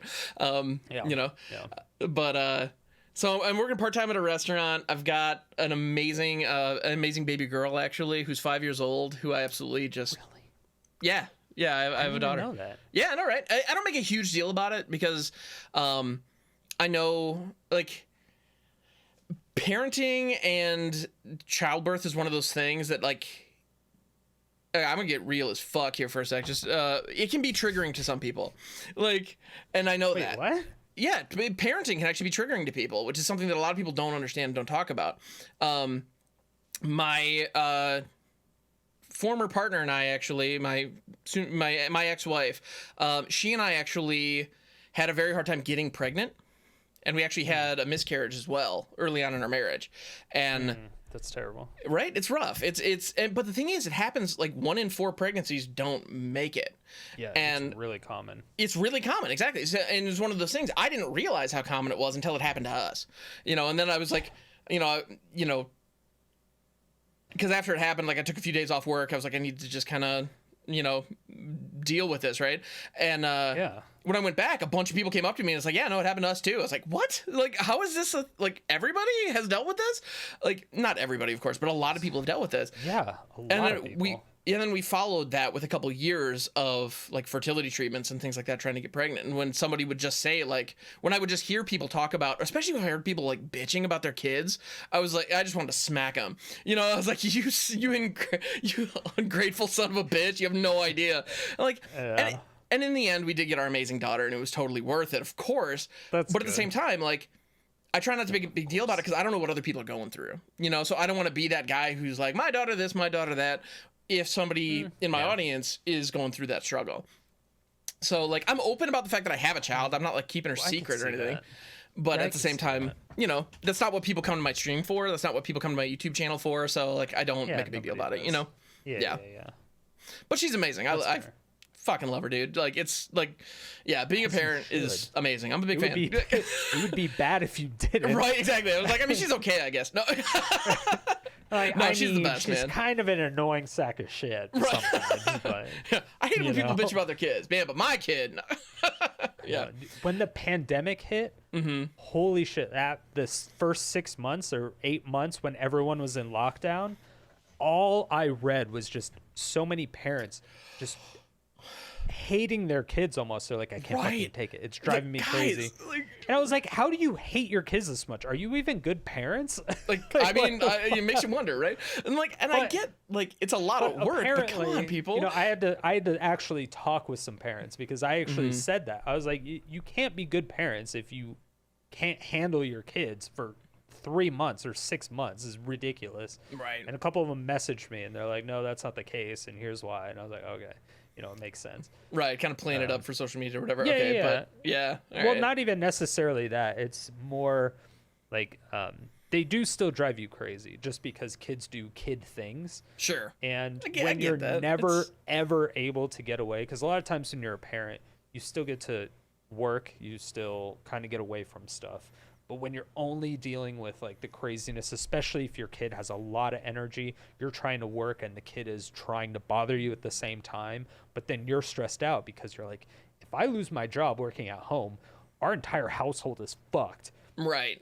And so it's just constant stress on that front, and then you're locked down, and then your kid is, like, excited that you're around them all day because your kid, like, fucking loves you. Sure, and which so is great. They're way more amped up. Yeah. And so it's great, but the parents are under so much more stress. And I didn't really understand that because I'm not a parent, and it took people telling me their experience before I could even understand that. Yeah. No, yeah, that makes sense. I mean, because you can't tell, I mean, especially depending how young they are, they may not understand, like, I'm on a conference call right now. Like, I can't play. This isn't an option. Like, it's not, like, and like you're saying, I need to be present and really focused here, or this could be really bad for all of us. Like, yeah. Especially if you have, like, 3 kids or 4 Oh my goodness. kids. Yeah, I can only imagine. And they're all under 10. It's like, what are you going to do? Or if they're all like 14, 11, 9, all of them are going through puberty at the same time. Like, oh my God, I hate my life. Yeah, I don't want to think about that too much. That sounds brutal. Yeah.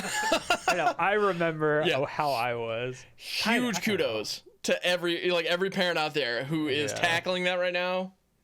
It's Bless so you. hard. Thank you thank you for your service. Like, that's my goodness. No, if I'm like if I'm in a shop or something, or if I even just like see a family walking down the street and they have like 4 kids, I'm like, my goodness, I have no idea how you did that. Like, because when you have one newborn, you do not sleep. All the stuff that you've heard about people, like everything you've heard about, oh, you're never going to sleep again, 100% true. It just doesn't happen. There's like, okay, there's going to be like a year where you operate on 2 to 4 hours of sleep. If you're lucky, that's it. Like, it's just, but the weird thing is, like, I just can't do. Yeah. In the moment when you're in it, you think, there's no way I could possibly do this. This sucks. Like, I can't, I'm not going to survive this. But it's funny looking back on it. Like, I miss those days. Like, I miss having my daughter in a carrier on my chest at 3 a.m, walking around her apartment, trying to get her back to sleep. Like, it's weird. I don't know, like, but I genuinely miss those times. Like, yeah, I was exhausted. I felt like shit, but at the same time, it was like, I don't know, there was something special about it. You know, it was a moment where she and I got to connect in a very intimate way, and that was really cool. You know, and I got to appreciate that for what it was. Misery. Yeah, right. Exactly. I'm stronger because of it. I mean, well, I am actually, but that's, I can kind of see that. Yeah, I don't know. It's weird. Like, it's really weird.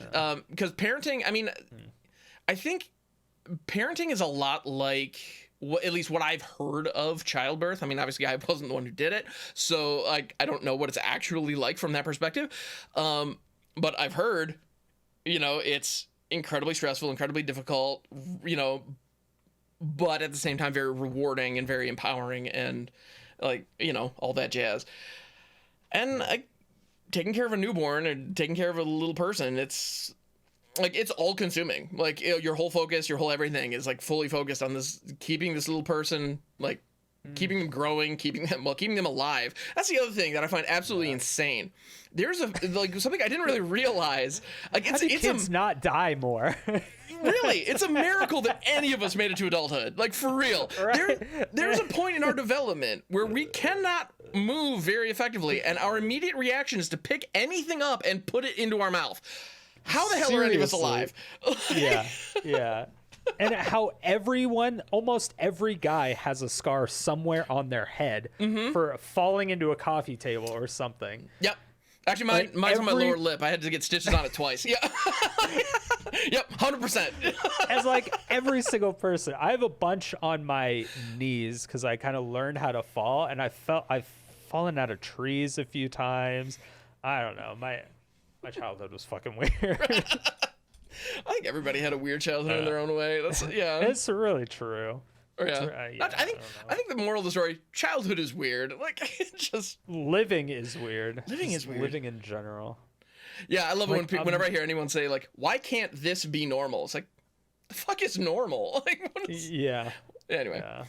Yeah. No, man, it's crazy. Yeah. It's so weird. Good stuff, man. Yeah. So parenting. That is the thing. It's part of my deal. Yeah. Wait, so do you have shared custody? I don't know if this is probably getting way too personal. That's fine, man. We're still sorting out some of those details, actually. And to be honest, I'm trying to get more time with her than I have right now. It's I don't know how much my lawyers would like me talking about it, but you don't. It's one of those things. We're still sorting those details out. Yeah, we're still sorting those details out. Yeah. Yeah, it's probably best that you don't really talk about it on stream, or especially bring her on stream, because that would be really bad. No, she's never appeared on stream. I've never shown pictures of her on stream. None of that. Like, I try to keep her kind of separate from that. I mean, wait for the lawyers and then maybe. Yeah, exactly. Get all that sorted out. Oh, it's my daughter's birthday. Yeah. Right. Yeah, and like I'm okay with, like, when she gets older, bringing her into that kind of thing. But like, when I see creators with like their 11 or 12-year-old like having a session, that's cool. Like, all right, rock on. You guys have fun. But. Yeah, bringing my 5-year-old on stream, there's no way. I wouldn't do that, because I don't want... I don't know, like, there's a lot of shit out there I don't want her to be exposed to. And on top of that, like, I don't know. I don't want to force her into anything that might make her uncomfortable. You know, that's the biggest thing. I want her to. Yeah. She doesn't even know it would be uncomfortable. True. Because she probably wouldn't really understand what's going on. Yeah. Exactly. Yeah. That said, like, I've pulled up my OBS before, or actually, like, she and I'll have, like, Zoom calls every now and then where I'll do stuff with my green screen, like, on Zoom with her, and we'll kind of play around with that, and she loves that shit. So, like, the technical side of things, like, playing with my camera, and, like, you know, they're all toys. Like, she likes playing with toys. Like, rock on, let's do it. But it's never live. Yeah. That's probably for the best. Well, I would say it's probably for the best. Some people... I would say they exploit their kids. It's out there. It sounds weird, definitely but out there. I would say a lot of people do. Well, and I'll tell you right now, she's fucking adorable. If I did start putting her in front of the camera, I'd make partner in a second. But no, but I'm not gonna do that, man. That's not right. Yeah. Yeah. A lot of people do it with their pets too, which. Oh, that I'll do. I'll put my cat in front of the camera all day. I don't give a shit. That's. She doesn't care. She jumps on my lap all the time. Like, hey, you're here. Like, yeah, I would definitely do that if I had a pet, but I know it's not. It seems so. I don't know. I don't know what it is. Yeah. I don't even know where my streaming career is going yet. Yeah. What about you? Do you have a end goal? Do you have anything? My end goal is, well, the thing is, I love being live on stream so much. I want to be able to make enough money with it so that I never have to fucking stop it. That's the thing, is like, I enjoy doing it so much, I want to be able to keep doing it. That's really what it comes down to for me. So like, I don't necessarily want to be a millionaire. I mean, would it be nice? Sure. Getting like financial, but like, I want to be stable. I want to be financially stable. And to be honest, I made some moves this past year to make that more likely. Like one thing, I moved out of an apartment in a city that's like, I mean, decent size. It's a little city called Ypsilanti, Michigan. It's on the border of Ann Arbor. And okay. I actually moved to this little podunk town, living literally in an apartment that's attached to my parents' house. They own a duplex. And so I have my own space. I have my own door. I have my own lock, all that jazz. But at the same time, I'm literally living right, like my parents' kitchen is on the other side of this wall. But I have a good relationship with my parents. Office, right? Is your bed sharing a wall with their house? You know, I hadn't thought of it in those terms, but now that you mention it, I may need to move my bed. That would be so bad for me. That would be, yeah. I mean, yes, it is. The short answer is yes. But that would be so bad. At the end of the day, like, yeah. But I am paying rent on it. I'm not like living rent free just because my parents are my landlords, but I am paying rent, but it's significantly less because it's this little, instead of a two bedroom apartment in a pretty nice sized college town, it's a 1-bedroom apartment in the middle of BF nowhere. You know, it's like, it's much more affordable. And so my thought is like, well, if I want to make streaming my full-time job, or content creation in general, my full-time job, like, well, lower my expenses, make like, let's lower the bar, make it easier to hit, you know? Yeah. So that was my thought, you know, it's like, am I sacrificing something by not having the kind of privacy that I would have otherwise? Sure. But that's part of the deal. That's part, you know, how much do I want it? Like, well, you know, let's go for it. And again, I have a great relationship with my parents. I'm really lucky, but yeah. I'm sorry, I missed that. Gotta get that homie discount. Gotta get that. I mean, you're not wrong. There's that. Yeah, that Super Sun discount. I'll take it. Dude, yeah. It's so expensive right now. Oh my god. So expensive. The housing market is ridiculous. Like looking at, and like, you know, and we actually did own a home for a while, and thank God we were able to sell it at a profit. Like we managed to but it was. Oh jeez. Yeah, I mean, yeah, all that money's gone now, but that's a whole other story for another day. But like. At the same time, like, we were able to move the house effectively. Like, fortunately for us, we rode the wave correctly, incidentally. Like, it just happened that way. But, like, I have owned a home. It's fucking expensive. It's ridiculous. Like, I have no intention of doing that again. Like, really? Yeah, I've heard people talk about, like, I just want to own my own place. And it's like, like, it sounds glamorous. Do you really? What? I mean, like, I don't know. Yeah. Maybe, I might change my tune, like, in a couple of years. But for right now, like, renting is where it's at. I'm totally okay with that. Yeah. Yeah, I'm kind of the same way. Just because I don't have the time to invest in repairing a house if something breaks. So I have no problems renting a house, which I'll probably end up doing eventually. Nice. But right now, because the apartment that I'm in, when I started renting it, it was $1,000 a month, which is expensive. Yeah. and that was like 3 years ago, something like that. And Okay. last year it went up to $1,330, and if I was gonna renew it this year, it was gonna go up to $1,540. So it was gonna go up 50% in a matter of 3 years. I'm like, I need to move. So Yeah. I was looking at houses. I'm like, okay, well, Sure. first, and I have a really small apartment. The only reason I live in the area I live in is because it was a half mile from work and a half mile from the gym. My gym's not even 24 hours, and the office is going to be gone in a year. And Well, I sold my car because I didn't need it anymore because I was so close to everything. That sounds like a nice. I mean, you're getting what you pay for. You're getting value. Yeah, I appreciate that. Yeah. So I was looking at houses, and I couldn't find anything that was even close to decent at all for under $1,850. And I was like, this is terrible. Yikes, dude. Yeah. So I'm trying to talk to my friend right now and be like, yo, can you like let me room with you for like a year or two until like rent calms down? Damn, dude. I was like, I will actually just pay your mortgage. Right. Yeah, I mean, it'd be cheaper, right? Yeah, exactly. It's essentially what I'm paying now, but it's his mortgage, and he has a 3-bedroom house. Wow. Like, dude, let me pay your mortgage. I'll just take one He's room. like, I did want to go part-time. And I was like, you can go part-time if I pay your mortgage. Just give me like 2 years. Just wait for the housing stuff to That'd be hilarious, dude. I love it. Yeah. So hopefully, but we'll see. Yeah. Here's hoping, man. I'll talk to him on Absolutely. Tuesday. Yeah, good luck with that. Other than that, it's like, 'cause if I don't do that, my rent's going up like $700 a month. Dude, And I'm that's like, nuts, man. Holy shit! And then I have to cut back. Right. You even don't have a know. choice, man. Like, it's, yeah. Yeah, I already cut back a lot because I have, my editor's salary and all that other stuff. Right. I wouldn't be able to put anything into the stream anymore. Right. I don't even know what I would do. It would be brutal. Dude, that sucks, man. Well, and I'll tell you right now, just from like, I don't watch enough of your content. I'll own that. Like, I should watch more of it because it's just good stuff. But like the quality, and I'm not. You didn't ask me to say this. I'm saying this of my own volition. Like, it shows, man. It shows that you put time and energy into it. It shows that you put money into it. It shows, man. Like, for real. And I'll be honest. Yeah. Like, one thing that I've never said this out loud. Your sign, the Sodium City sign. One, fucking love it, dude. It's awesome. But I genuinely, the first time I saw it, I was like, is that thing real, or did he just like impose an image on his back wall? Like, OBS. A couple people have asked. It's just so clean, man. It just like it fits so nicely. I was like, is that just a GIF that changes colors every now and then in OBS? So like, no, it's just that good, man. Anyway, it's slowly paying itself off.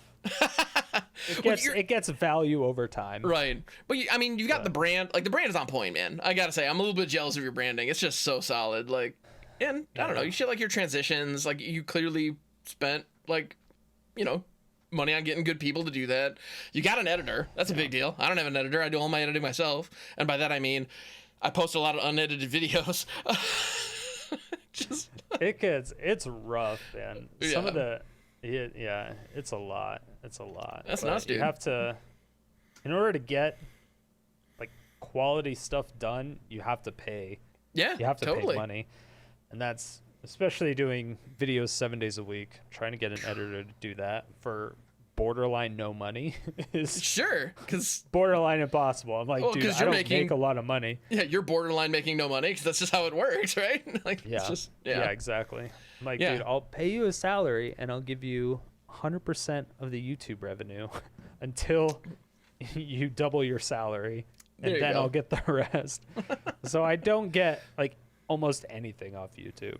I believe it. But, yeah, I believe it. We're getting there. We're getting there. Absolutely. And then Twitch basically pays his salary. There you go. So I get nothing from streaming or doing YouTube content. Okay. Yeah, if you actually, like, I know if I actually looked at how much money I spent on the stream or like spent on like yeah, it's really upsetting when it yeah, I don't even want to know. It's kind of, if you think about every single thing that you've put into it, it's like I'm probably still in the red pretty significantly. Yeah, I got to be like down payment on the house red, probably. Oh my goodness. Yeah, I gotta be in like almost 20K zone. All right, I think you got me beat. But again, your shit looks so much better than mine. It's not even funny. So I have a bunch of stupid shit that doesn't make any sense though. Like I have a teleprompter. Dude, when I heard you mention that for the first time, I was like, that's fucking genius. I need to get one of those. I know. It was on sale on Black Friday, and I was a little high. Hey, Not gonna lie, but it was like $100 off. I'm like, okay, how can I make this work? That's like, brilliant, dude. I love it. I could put chat on it, and then when I'm reading chat, it always looks like I'm looking at the camera. No, that's sick. I love it. No, I've got I have my chat in a little overlay on top of the game, so I don't have to look away from the game, but I'm over at the side. Yeah. I'm not looking directly at the camera. It's, Yeah. I thought about I'm doing that as well. I'm not doing the back and forth thing, but, like, still. Yeah. No, some streamers who have chat up, like, on a separate screen over to the side, I'm like, I don't know how you follow that. Like, I don't get it, but yeah, it's hard. I know a lot of streamers, they have like a monitor here and then a monitor here and then the camera them like straight actually on. That's kind of my setup right now. Yeah, it works. Yeah, so it's like you can kind of see it, but it'd be weird to me like playing a game in your peripheral. Just like, I don't know, it would be I don't know, it would be really, really weird to me. Because that's how Asmongold, I think, has his setup. I'm like, what? How do you even do that? But I have no idea where he reads chat. Oh, sure. No, when I'm on stream, like, if I'm looking directly at my camera, like, every now and then, like, when I'm on stream, I'm actually facing this way pretty much the whole time. And I positioned myself and actually flipped my camera in OBS so that it looks, so that, I'm off to one side and it looks like I'm looking at the battlefield, Yeah, so, as you should be. Yeah. Right.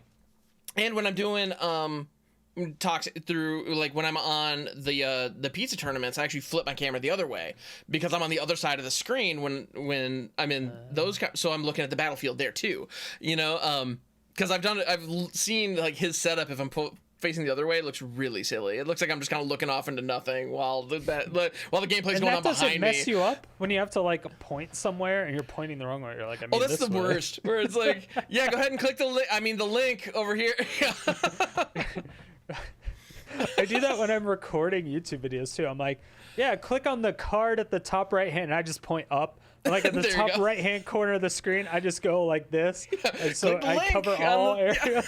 Just a little loop-de-loop. Because I have no idea where it is. I'm like, yeah, it's somewhere. Is it at the top there or the top over there? It's the top right hand corner somewhere. I have no fucking idea. Actually, it'd be hilarious if you were like, if like you were doing an end screenshot or something. Like if you enjoyed this video, click on this link right here, and then it would be hilarious if you intentionally or just if you fucked it up and pointed in the wrong direction. If like your editor flipped it just in that moment so that you were pointing in the right direction. I don't know. I think I would enjoy that, but it'd be, I don't know. That's a joke for me, I guess. Maybe that's probably just me. The weird thing is that usually on all the podcasts, I always fuck up the intro. Oh, like, lovely. 100% of the time, except for this one. This is the only time I didn't fuck up the intro. Sweet. And I almost feel bad because I feel like I should always fuck up the intro at this point. Yeah. I feel like it's almost a meme. So maybe we should just re-record an intro where I just fuck up. Yeah, we may have to do that post record. Yeah. Fix it in post by adding a fuck up. We have to cut this so nobody knows. Certified cut it. Right. Cut it. Yeah, exactly. I love it. Yeah, we'll fuck it up in post. It's fine. Yeah. We're doing it live. Doing it live. Yeah. Exactly. Jeez. Oh, man. I don't know. Dude, fun stuff, man. Yum. Very cool. Yeah, so you mentioned having questions. So you asked for what makes me tick. Are there any other the other one. Yeah, the other question I had. You said you got approached by GG Tour a couple times, or recently, or sometime. Now, I have so many questions about GG Tour. Okay, I don't have that many answers, but I'll tell you what I can. I know. I have so many questions because I asked John Likes Games on a couple of these questions. Okay. And it was very odd because he said he asked them a lot of questions, but I had so many weird concerns because the fact that they're having people stream the games and the tournaments on their, like, on the caster's own channel, that was weird to me. That is odd. I'm not sure. And I was like, it is kind of odd that they don't have a home base for their broadcast. well, they do. Wait, they do? They do have their own Twitch channel. And why aren't they using it? I don't understand that. Exactly. Yeah. Exactly. I'm like, yeah, that seems a little. I'm like, little suspicious. Are they paying you for that? Yeah, it's just weird. And then you go to their website, and I was at their website, and I don't want this to affect anything, so I'm sorry if it.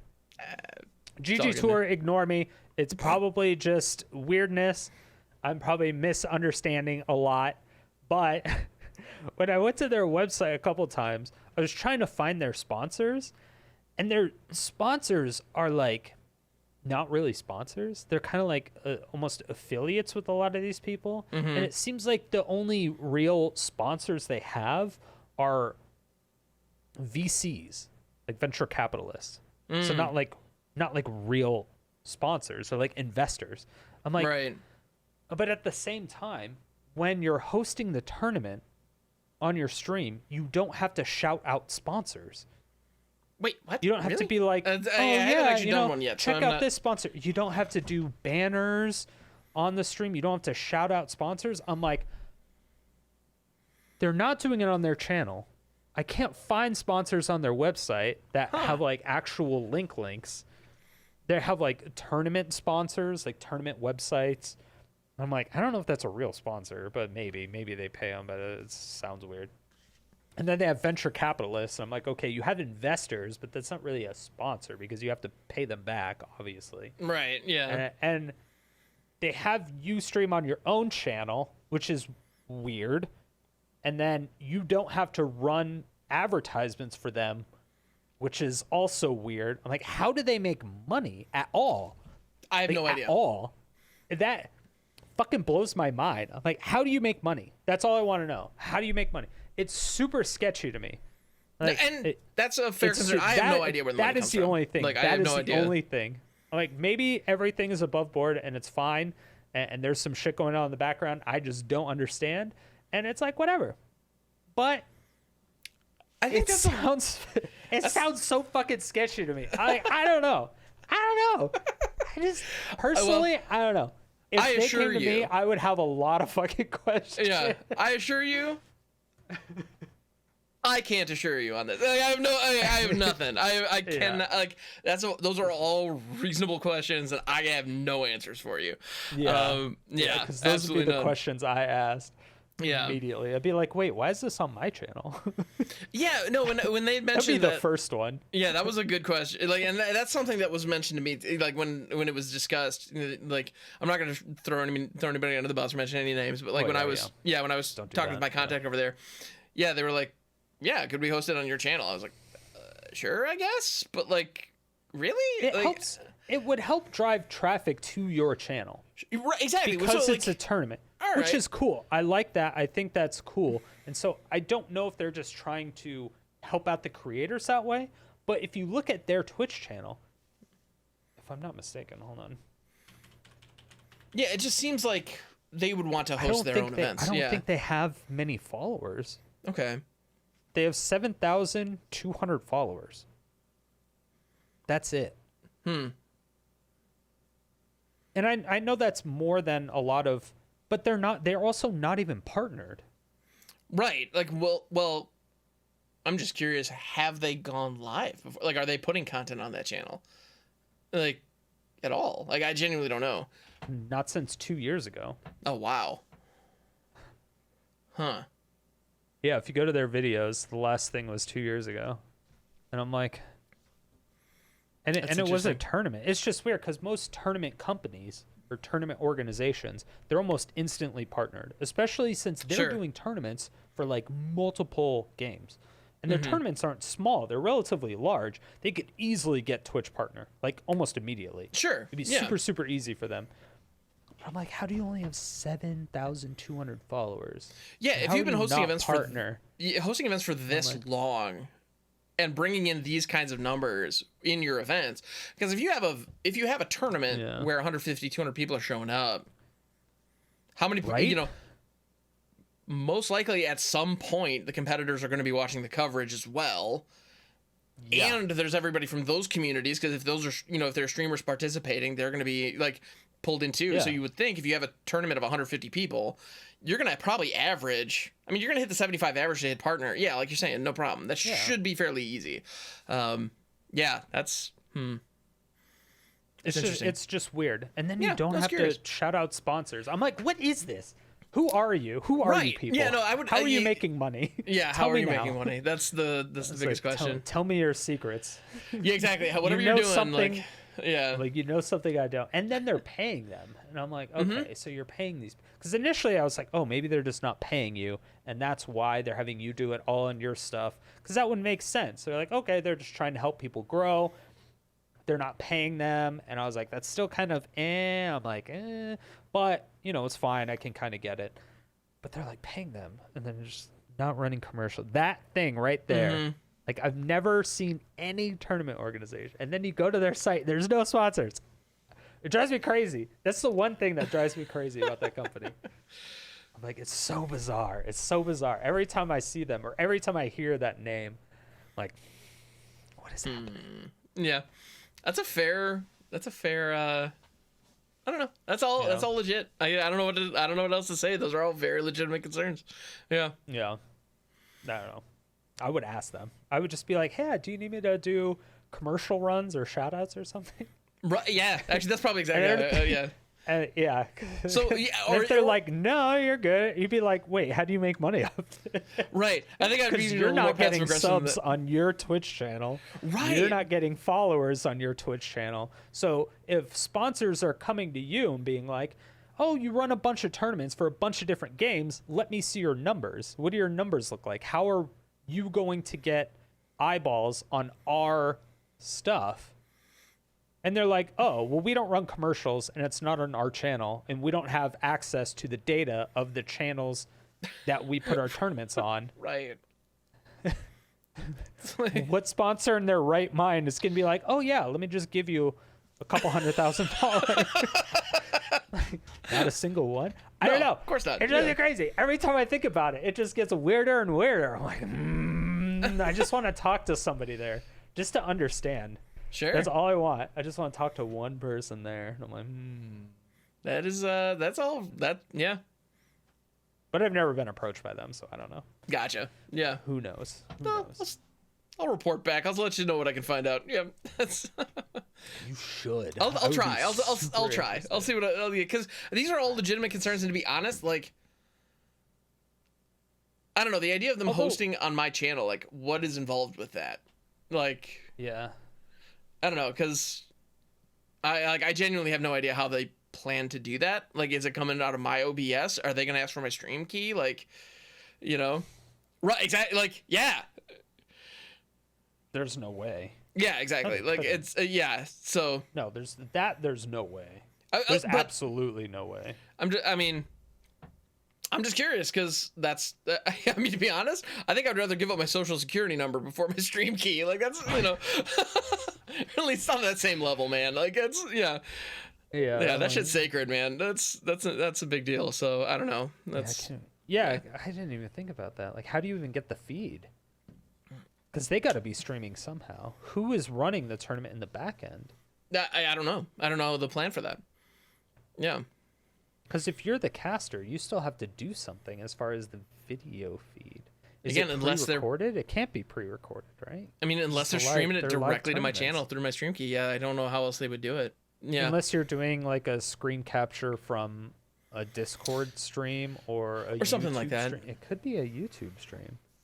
Yeah, they could do something like that. Which, yeah, me setting it up as an OBS capture and they wonder- do all the stuff on there. I Yeah. wonder if they're maybe. streaming. Oh, I wonder if they're streaming on YouTube and then they're having other people co-stream on Twitch. But since there's an exclusivity thing on Twitch, they can't do that on their channel. So they're having other people do it. Wait, that wouldn't make sense because then the casting, the casting would only be on Twitch then. Yeah, I don't know. I genuinely don't know. Okay, wait. I thought I had it. I thought I had it. No, and definitely some questions that I'm gonna have to. If anyone knows that's listening to this, let me know in the comment section below. Because I'm fucking interested. I'm so interested. Somebody has to know. Right? I'm so 100%. interested. Yeah, absolutely. So interested. I love marketing talk and marketing stuff, but none of that makes sense to me. Yeah, exactly. And there's the big question is, where does the money come from? And that's a pretty important one. Like what's the model? Yeah. It's like, oh, you're doing work for the mob. It's money laundering. Right? Like that's kind of what it's kind of got that vibe. Yeah. Yeah. That was my initial thought when I heard about it. I was like, this kind of fucking sounds like money laundering, actually. Wow. That's kind of what it sounds like. I'm like,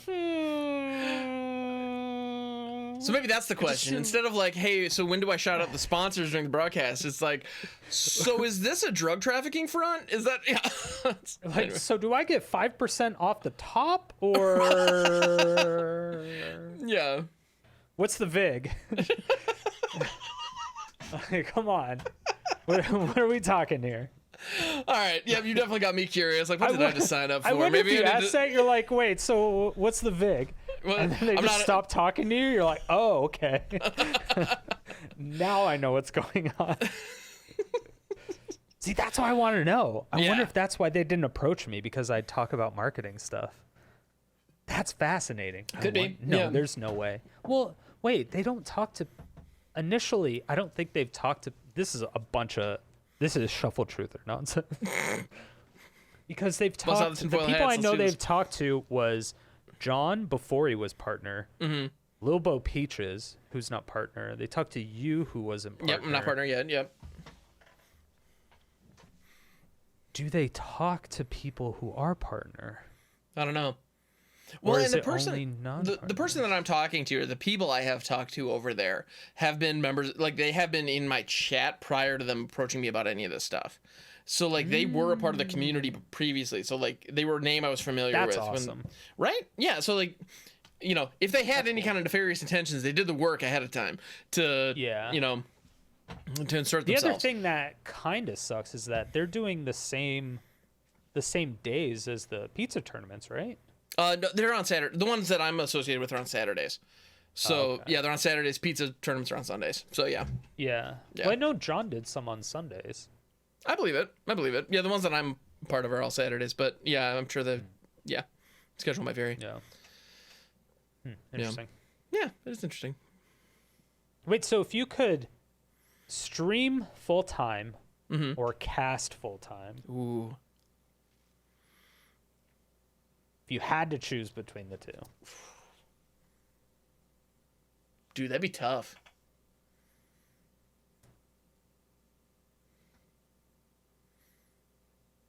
I mean, fortunately, we live in a world where we need to diversify our income, so I do get to continue to do both.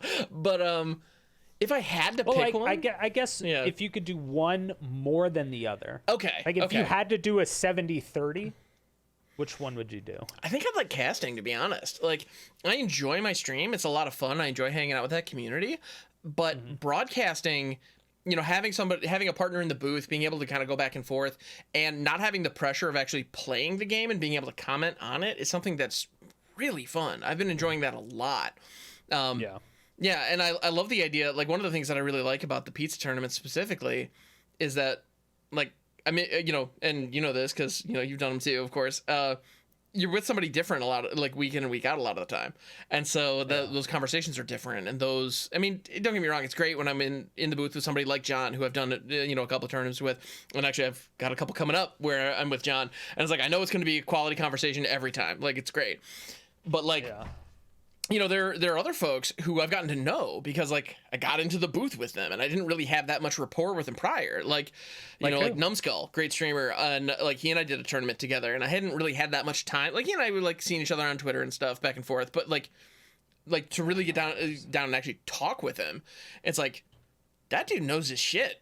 Like, it was really cool being able to have some back and forths, and like we had a great conversation. Same is true with Stax Rockman.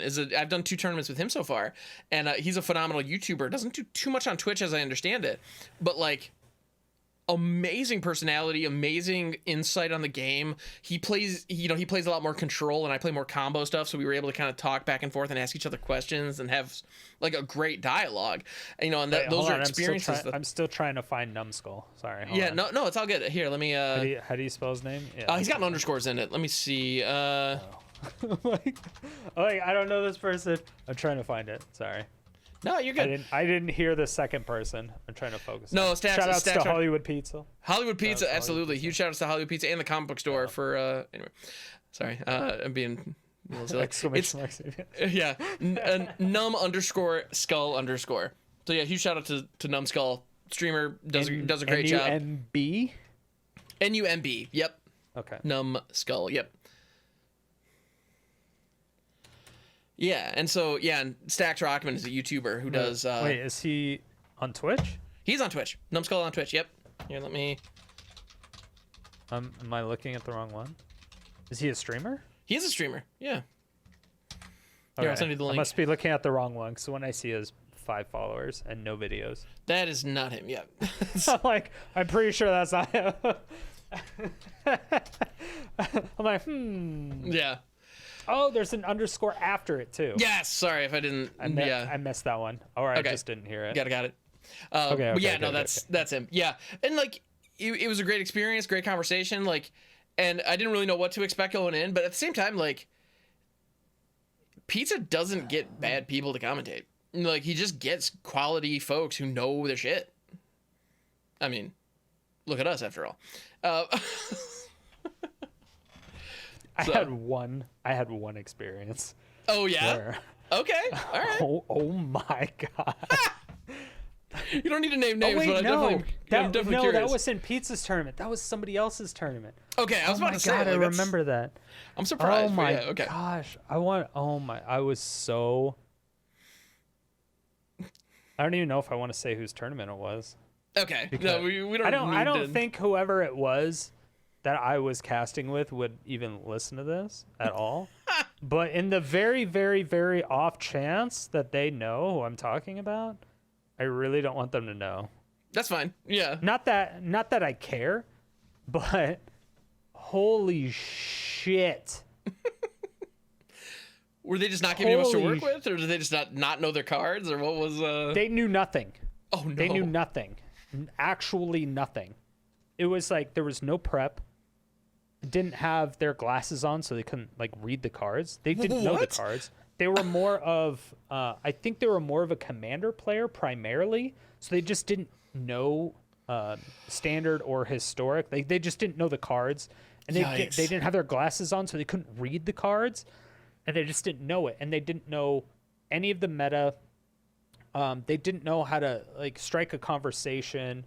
It was horrible. I've done casting for League of Legends for 3 years. I did that back in the day, and then I mean, I have never casted with somebody even close to as bad as this person. Like, I was basically casting by myself, and only getting worse input from someone else. I couldn't even. I was so mad. The person that the tournament was, I was so mad. I like yelled at him. Dude, I was like, sucks. don't you ever get this person to cast for your tournament ever again, because that was horrible. And I was like, especially don't make me cast with them. Yeah, if you want me back, they better not be here. Yeah, exactly. To be fair, it was a really good experience for me, because I knew that I could overcompensate for that. Sure. Which sounds cocky, but it was one of those things where I knew I found out that I could step up to the plate and still make it good. The thing is that it made it really obvious that someone was extremely underexperienced and didn't know what they were talking about, and they were completely unprepared. It was almost somebody that didn't know anything about Magic. Like, they played in 1996 and then just came back. That's almost what it felt like. Yikes. They're like, oh, they need to tap lands for mana. Like it was almost that bad. Yikes. And I was just like, oh my god. Yeah. So if they get something like a Shivan Dragon here, they should be okay. Like, ooh. Yeah. It wasn't quite that bad, but it might as well have been. There was definitely references to commander cards. Oh no. That, I mean, I don't know because I didn't know commander cards. Some of them that were, old, or they were commander only sets. And I don't play commander, and they're also not in arena or the historic format. And I'm like, this isn't relevant whatsoever. Right. But you try to engage with it, and you're like, okay, just doing what you're doing, blah blah blah. Yeah, I see what you're getting at there. Now in this situation, just casually kind of acknowledge and keep moving. Yeah, I can imagine that would be rough. Yeah. No, fortunately, at this point I've been casting in pizza tournaments. I think for I want to say around 9 months now, and I've been doing 2-3 months pretty consistently, especially the last few months, and so I'm getting my reps in, and fortunately I have not had any experiences like that. Like everybody I've casted with, and there were some experiences where like going in, like I may have had an idea what the person was about, and so like I don't know how this is gonna go. This will be interesting, and like they just knocked out of the park like almost every time. It's like, well, sweet. Like they're making my job easy. They're giving me stuff to work with. We're having a good banter. Like, all right, this is nice. I could live with this. Yeah. I do remember Numbskull. He was at the last tournament, right? The last historic tournament? The last historic tournament. I believe that was right. Yep. Yeah, it was me and him doing I think top 8. I think that was the first time I met him. Yeah. Or saw him. Yeah, and that was a situation where like I didn't really know him prior to that. And so like I didn't know I trust pizza at this point to get good people. So I was like, all right, this is probably going to be fine. But like, I genuinely, am I going to have to carry this guy? Is there going to, is this going to be like a 50-50 kind of thing? I'm like, hey, you know how it goes, right? This is that question of like, am I going to have to carry this? And I didn't, he definitely stepped up and did a great job. It's like, sweet. This is, I get used to this. Yeah. Yeah, that's good. That's obviously good. Right. Well, and too, the moment, like when you start, like when I say a phrase and like let it hang and in the hopes that they step in, and they do and add some good content. It's like, yes, okay, we're gonna be fine.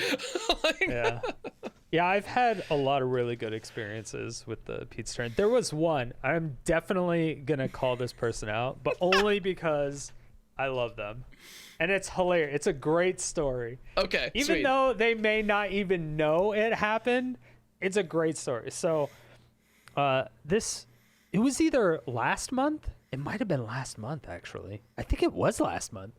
Okay. I was commentating with Sidetrack is Bad.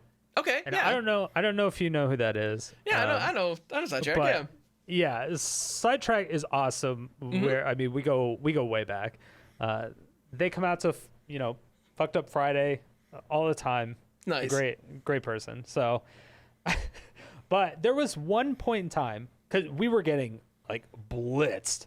We were every time there was a break, we're like, all right, let's smoke real quick. And then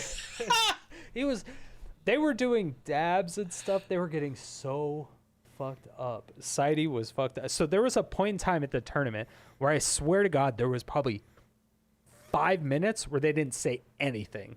Oh no. Just nothing. Just nothing. You look at the camera and they're just sitting there, just blank eye for 5 minutes straight. Oh no. It was so fucking funny, and I never brought this up, so I don't know if they're gonna listen to this at all. Probably not, unless somebody brings it up to that shit was so funny. I think a couple people realized it, but I brought it up on my stream. That shit was so funny. People loved it. But that's fantastic. Oh my God, was it funny? Because I asked them questions. I was like, yeah, so what do you think about this? And it was just I'm like, all right, good take. I was like, yeah, I don't know either. It could be anything. You just have to kind of play it off. At first, I didn't know what was going on. Sure. Like, shit! Did their mic break? Like, what the fuck? Yeah, about to say, yeah. So I had to look at the camera. I was like, what the fuck happened? Yeah. And it was just completely staring blank eye. I'm like, oh, super fucked up. You are gone. I see what's going on here. Got it. All right. But after that, it was good. It was so funny though. So funny. Nice. Good That's times. hilarious. Good times. Yeah. Dude, that's awesome. Oh man. You haven't had any of the, I guess everyone that does top 8 is actually professional. Yeah, So I remember when I was had- casting yeah. with Ziggy Sawdust, and he came on with a fake beard and a bald cap, and that was he was so like, and good. he did it out of nowhere, and I was like, dude, you should have told me. I would have got like something to make myself look like you, and I would have done a really bad British accent or something. That would have been fantastic. It would have been yeah. hilarious. It No, was but so funny. Yeah, no, I remember that tournament because Ziggy was actually a little bit late, like reporting in. So Yeah. Pizza was just like, "Is he gonna be here? What's going on?" So he actually like, he like in an IM, he was just like, "I'm a little bit worried. I haven't heard from Ziggy today." And I was like, "Do you need me to step in?" So I was actually on that OBS Ninja call when he jumped yeah. in.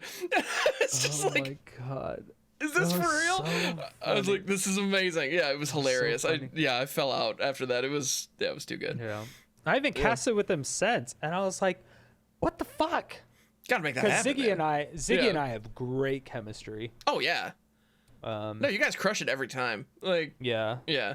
I think Ziggy's probably my favorite person to commentate with. Okay. No shade. No shade to anybody else, but there's a couple people that are really, really good and I have a lot of chemistry with, but Ziggy is probably by far my favorite. I can appreciate that. Yeah, absolutely. Which is crazy. Some people you just know and you have the chemistry, and everybody else that's in chat knows that you have that chemistry, and it just brings that energy up so much. And you see it in the viewership numbers as well. Oh, yeah. You compare it to the other people that you're casting with, and the numbers are a little bit lower. Maybe not significantly, but when you have the other person that you're with, and maybe it's just because Ziggy's there, I don't know. I like to think it's Yeah. because of both of us. Of course, Maybe absolutely. Maybe it's just because of him. I don't know. But no, I think you're right, and that chemistry is really, really valuable and really important because Yeah, 100%. I've noticed that there are certain teams that just work better than others, and it's not even Yeah. necessarily because either person is doing better or worse necessarily. It's just the team, just it clicks, and there's something really special when that happens. Yeah. Yeah. No, and I've been on, I've been in certain teams where. Where certain partnerships, where like in the pizza tournaments, they've all been pretty good. Like I think everybody has been doing a good job, but there are some where, like, their style is kind of similar to mine, and so we kind of end up stepping over each other a little bit. And it's like, well, they're doing a great job, and I feel like I'm doing a good job, but at the same time, like, maybe it'd be better if we were split with like if we were staggered with other people, like maybe that would be. I don't know. You gotta have like interesting. a color commentator and an analytical commentator. Yeah, when you have two play-by-play commentators, it gets awkward. Yeah. Yes. But that's the good thing about me and Sidetrack, because Sidetrack is an actual good player, and I'm just a meme lord. But The finest of meme lords, if I may say. But yeah. yeah. So it's great because I can say some stuff, and they're like, no, that's completely incorrect. And I'm like, oh, never mind. Fair enough. Yeah. But luckily, they'll go into it, and we all learn and stuff like that. It's great. Yeah. But Well, and that was my experience commentating with Stax Rockman, who's a YouTuber. oh, and is he's that apparently the other one you were talking about? Yeah, he was the other guy I mentioned. I've been with him in the booth twice now, and like. He's like consistently, like from what I understand, he was actually #1 in Mythic at one point. Like he's the real deal, and he's he knows what he's doing. Like he'll build weird janky stuff and then crush people with it, and it's like right. yeah. So so it was really cool because I do more like play-by-play stuff, and he was doing more like color commentary. So he was saying like, well, in this situation, I would do this, this, and this. And sometimes the player would see the line, sometimes they wouldn't, and it was interesting to hear that perspective. And it was really nice because as a play-by-play guy, I could say like, well, they just cast this, this, and this. So Stax, what would you do in this situation? Or what were your thoughts on that play? And he'd just pick it right up. It's like, sweet. And there was one point actually where, you know how it goes when weird stuff behind the scenes happen and you need to fill time?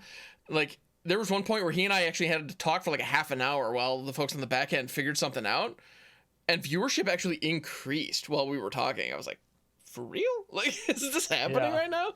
It was awesome. Exactly. Like, yeah, it was great. Yeah. That's the best part. Right? It feels so good, man. Yeah. That's basically how it was with Ziggy and I. I believe it. Yeah, Because totally. we were watching Cat Oven mirrors. And those games just took forever. Yep. So we just decided to start talking about what the difference between sidewalk and asphalt was. Oh, that's right. I was in chat for that one. I remember that conversation.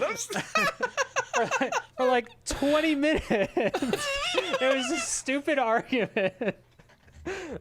And it was more entertaining than watching a cat oven mirror. Well, when it's like Not the even seventh joking. cat oven mirror that you've seen in the last 3 hours or whatever. Yeah. But it was fun. That's We were so like good, yelling at man. it. It was so stupid, but it was really fun. I enjoyed it a lot. No, I love that, though. I don't know if you get into that with people. I feel like John would want to get into that, but he's trying to be way more professional than that. The level of professionalism that he brings is like, yeah, it's on another level for sure. Like, he's definitely like focused on what he's doing. Yeah. Yeah, I know that John really wants to cast with me sometime just because I do have a lot of the experience and I know how to be that kind of professional. Because I used to do it for League of Legends. I did it for some charity organizations and stuff like that. Because I don't have to be obscene. Like, I'm not always like that. I'm obviously not always like that.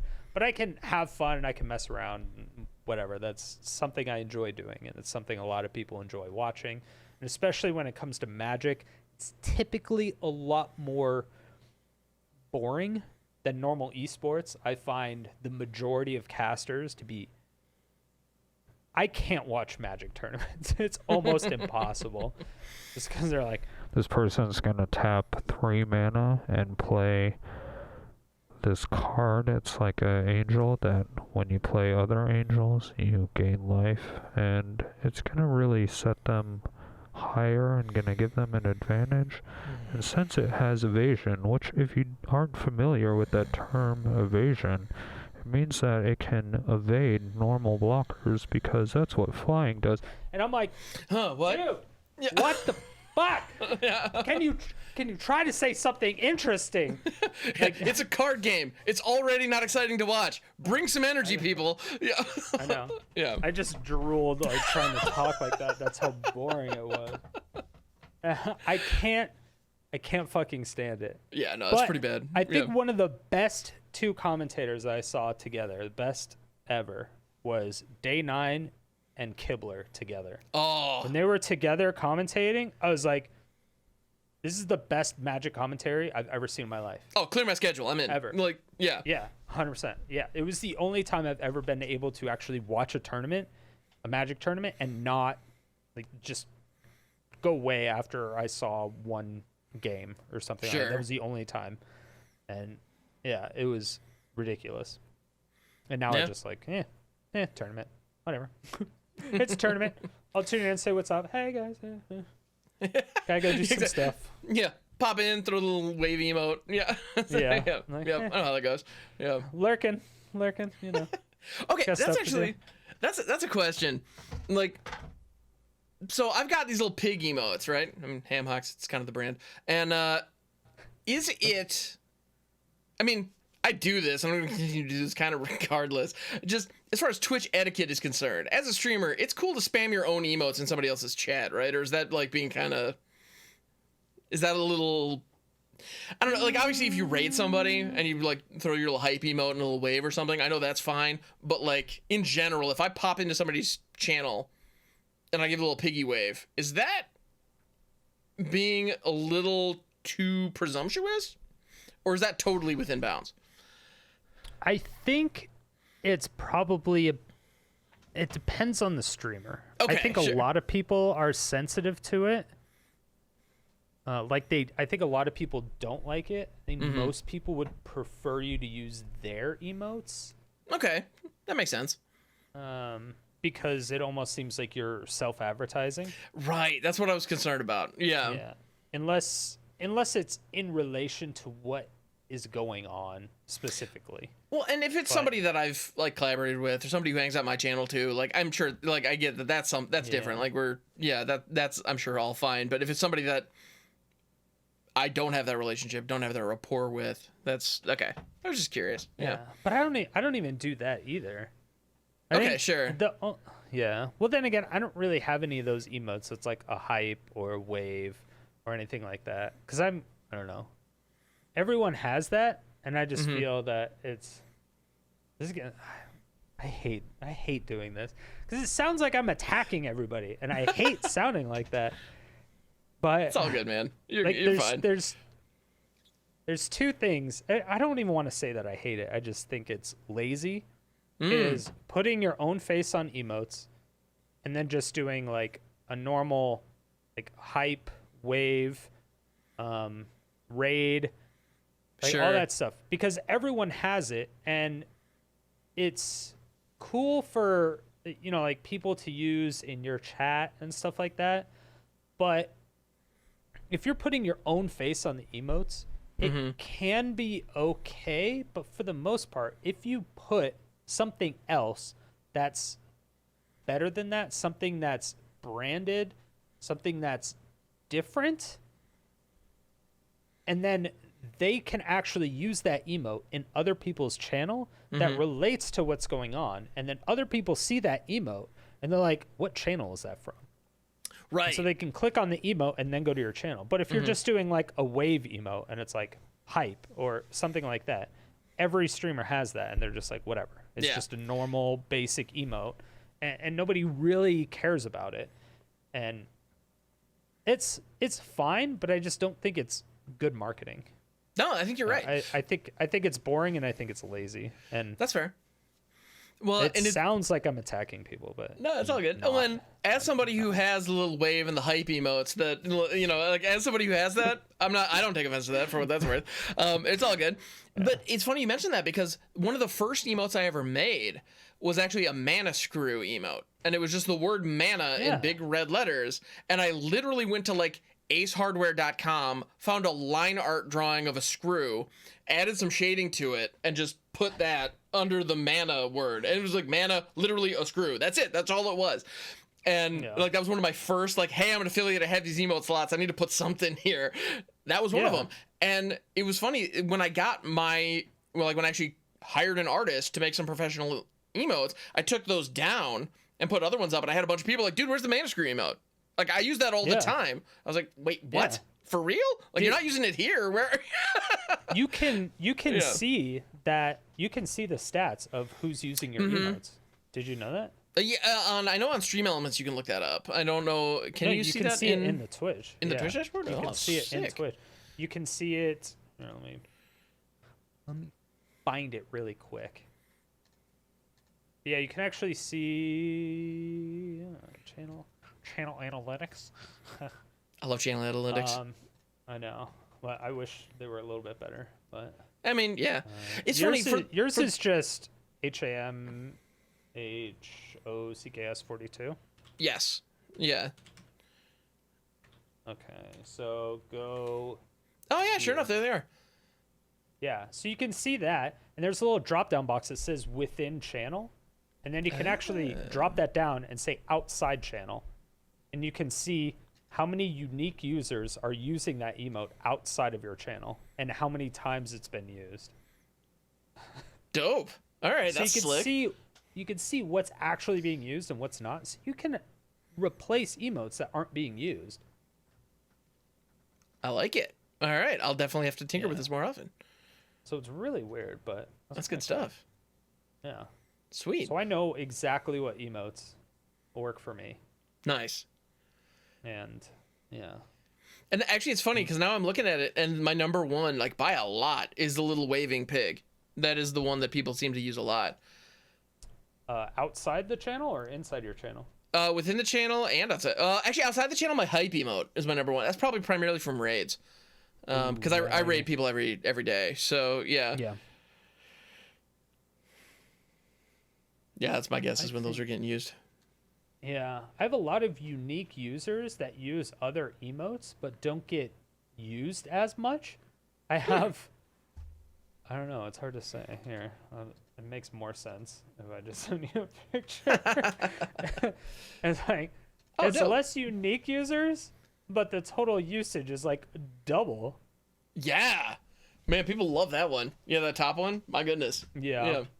Yeah, but then the other cheers emote, they're like, all right. Yeah, it's fine. We can use that one. Yeah. Yeah. So it's just all over the place. That's good stuff, man.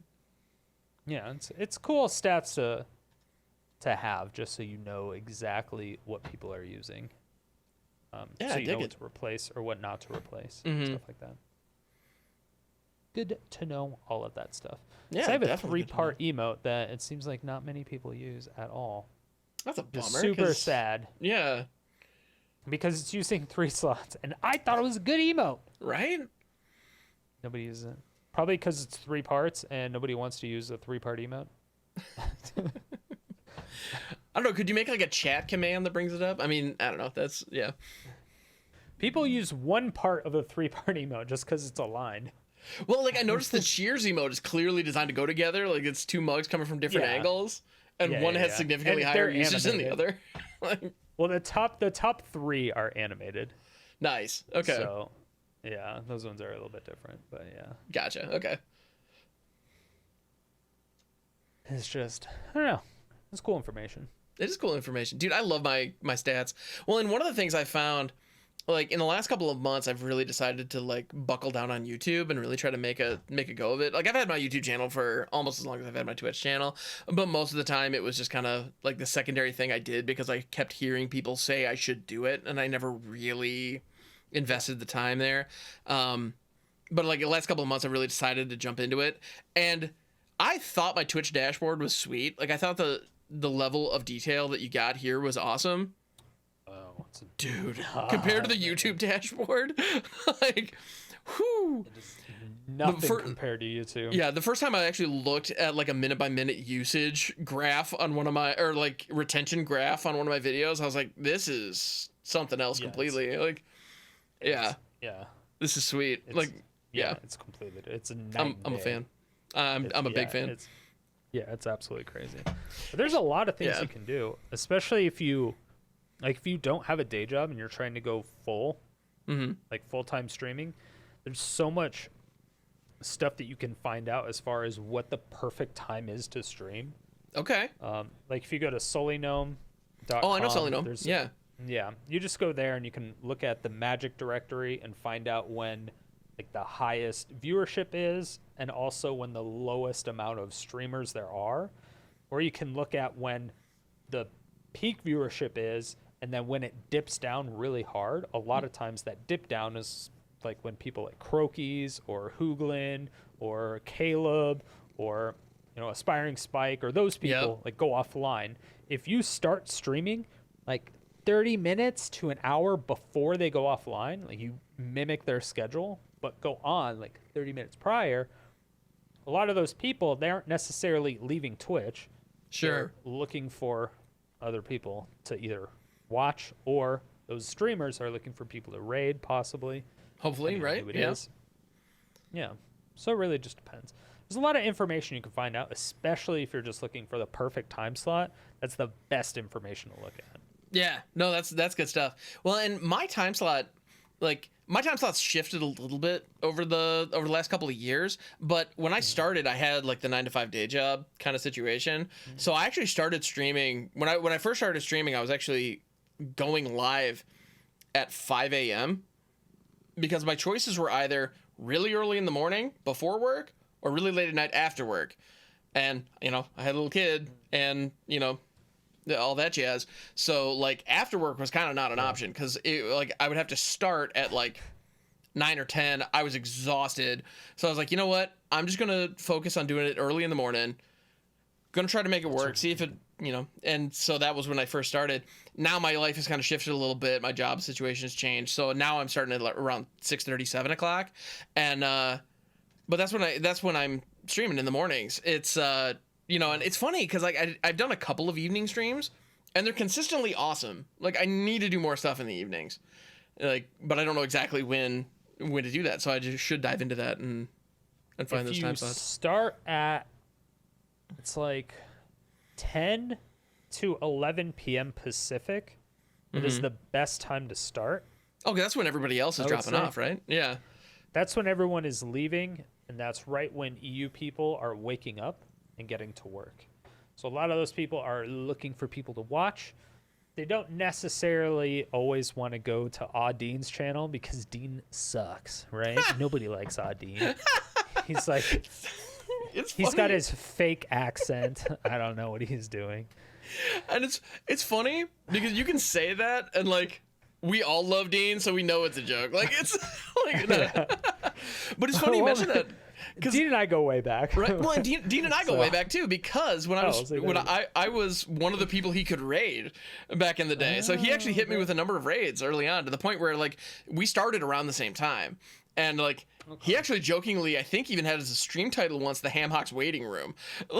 Like he jokingly was like, "Yeah, we'll hang out here until HamHocks is online." Like it was super sweet. Like That's funny. That's funny. Yeah, it was a blast. No, it was super cool. Like, no, so he and I go way back too. And yeah, no, great dude. Like, absolutely love him. But yeah, I'm usually asleep or getting ready for my stream when he's on. Yeah, at this point. Yeah. I get off a little bit before he gets on now, but yeah, I wish I could stay on a little bit longer for him all the time. But when I do get to raid him at night, he's like, "What are you doing awake?" I'm like, "I needed the content. I'm sorry." Dude, I love those moments. Like, actually, the other day I got to raid Herbie, and his reaction was, yeah, because he was still awake at like, or, you know, he was still streaming at like 11 a.m. Eastern time. Like, and you know, he had been up all night. He had been live for like 13 hours or something absolutely ludicrous like that. And I hit him with the raid. Ridiculous. You know, and he was super gracious and nice about it. You know, he was thankful and all that jazz. But he actually even made the comment, it's like, "Man, you know, when you're getting raided by HamHocks, you like you've stayed up way too late." It's like, yeah seriously. Like I don't know what to tell you, man. Like, because Herbie usually gets on at like 1 a.m. or something. It's the hours that dude keeps is crazy. Yeah, yeah. Well, he doesn't get home from work until like 1 a.m. at this point. Well, I know he used to hang out every Friday. He hates us now. Oh no. I know. Fucking Herbie. Rude. Right? Super rude. What the hell? What kind of beer are you sipping on right now? So the beer that I was sipping on is actually a Leinenkugel Summer Shandy. Not sponsored, but I mean, anybody Leinenkugel, if you're listening, hit me up. But yeah. I'm sorry? What did you just call me? What? A Leinenkugel? Leinenkugel. A Leinenkugel Summer Shandy. No, it's a brewing company out of Wisconsin, and so I'm in southern Michigan, so it's kind of in the area, and it's Wisconsin. Wisconsin. Yeah. Yeah, they do good work. And actually, it's funny. My whole family's from Minnesota, so they grew up on Leinenkugels. So I was I was taught as soon as I was into beers. It's like, this is the brand that you need to be consuming. And it's funny. The Summer Shandy is like a lemon ale. Into it. It's like a lemon wheat situation, and it's funny. I don't like even like, it's good. Obviously, I didn't buy beer I don't like, but I don't love it compared to some other stuff. It's just really nice that it's summertime, so it's the summer brew. So I'm like, yeah, let's do it. You know, I can see that. Yeah. So I enjoy it. What are you sipping on? What's your libation of choice this evening? Well, I don't like beer at all. Oh, okay. Unless I like sour beers. Right on. They're just never in season. This one is a Rogue beer. It's Newport Days. Okay. It's a hazy pale ale. It's like tropical and citrusy. I don't know. I'm digging it. And that guy on the can is chilling like crazy. He's loving it. Oh, yeah. Yeah. That dude's, living his best life, no question. But, yeah, the only reason I got it is because I needed to do beer brats. Nice. So I needed beer, and I had to get a case of various different beers to find out which ones. And so there was at Costco. Nice. They had a bunch of different Rogue ones, and so I was like, all right, I'll just get a case of these Rogue ones. Because everybody knows that Costco keeps the cost low. Excellent.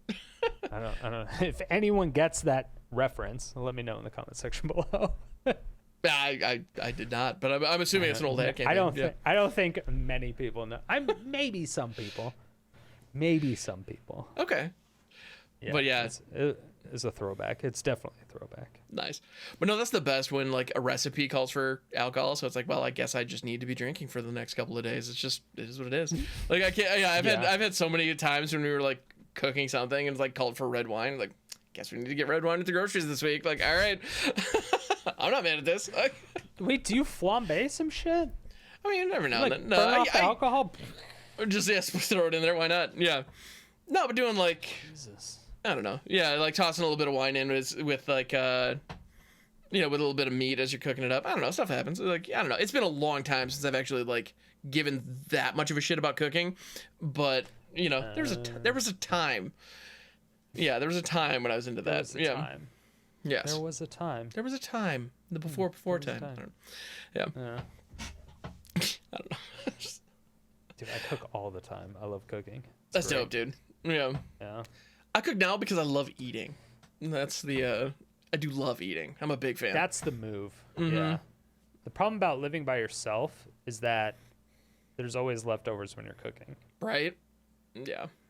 And so eating leftovers kind of sucks. It's okay, but the thing is, when you're cooking and you like cooking and you like eating, leftovers it's never as good as when it's fresh. Oh, never. It's still good, but it's never as fresh. But you never want to waste food, obviously. Of course not. So you like have to eat the same thing for like 4 days. And you're like, yeah, and at the same time, I just had a roommate, but right? Yeah, no, and it's a conundrum too because the other way to approach that is like, well, just cook less. But at the same time, if I'm gonna dirty these pans, like I want to get something out of it. Like I want to get some substance here, and like I want to get a good. It's I don't know. It's like if you have a rack of ribs. You're not like, what are you gonna do? Yeah, cut the rack in half? Like you're gonna cook the rack of ribs, and then you gotta save half of the rack. Right. That's true. That's true. Yeah. Or you're gonna get it into thirds and then have your side dishes. But if you're gonna have your rack of ribs in thirds, then you gotta have a bunch of extra side dishes, unless you want to make side dishes every single day that you have, and that's just a pain in the ass. Like, yeah, that sounds rough. That. Yeah, fuck like, that. I don't want to do that. Agreed. Absolutely not. Absolutely not. Indeed. But yeah. But you got anything else? Good shit, dude. I mean, dude, I could talk about like commentating and streaming all fucking day. Like, but as far as like, I mean, we've been at this for. I mean, we could. Yeah, well, no, it is past midnight my time, so like, yeah. Holy shit. Yeah. I don't even know how long have we even been doing. 2.5 hours. Right, 2.5 hours. Damn. That's not that bad. It's only been 2.5 hours. Yeah, I know.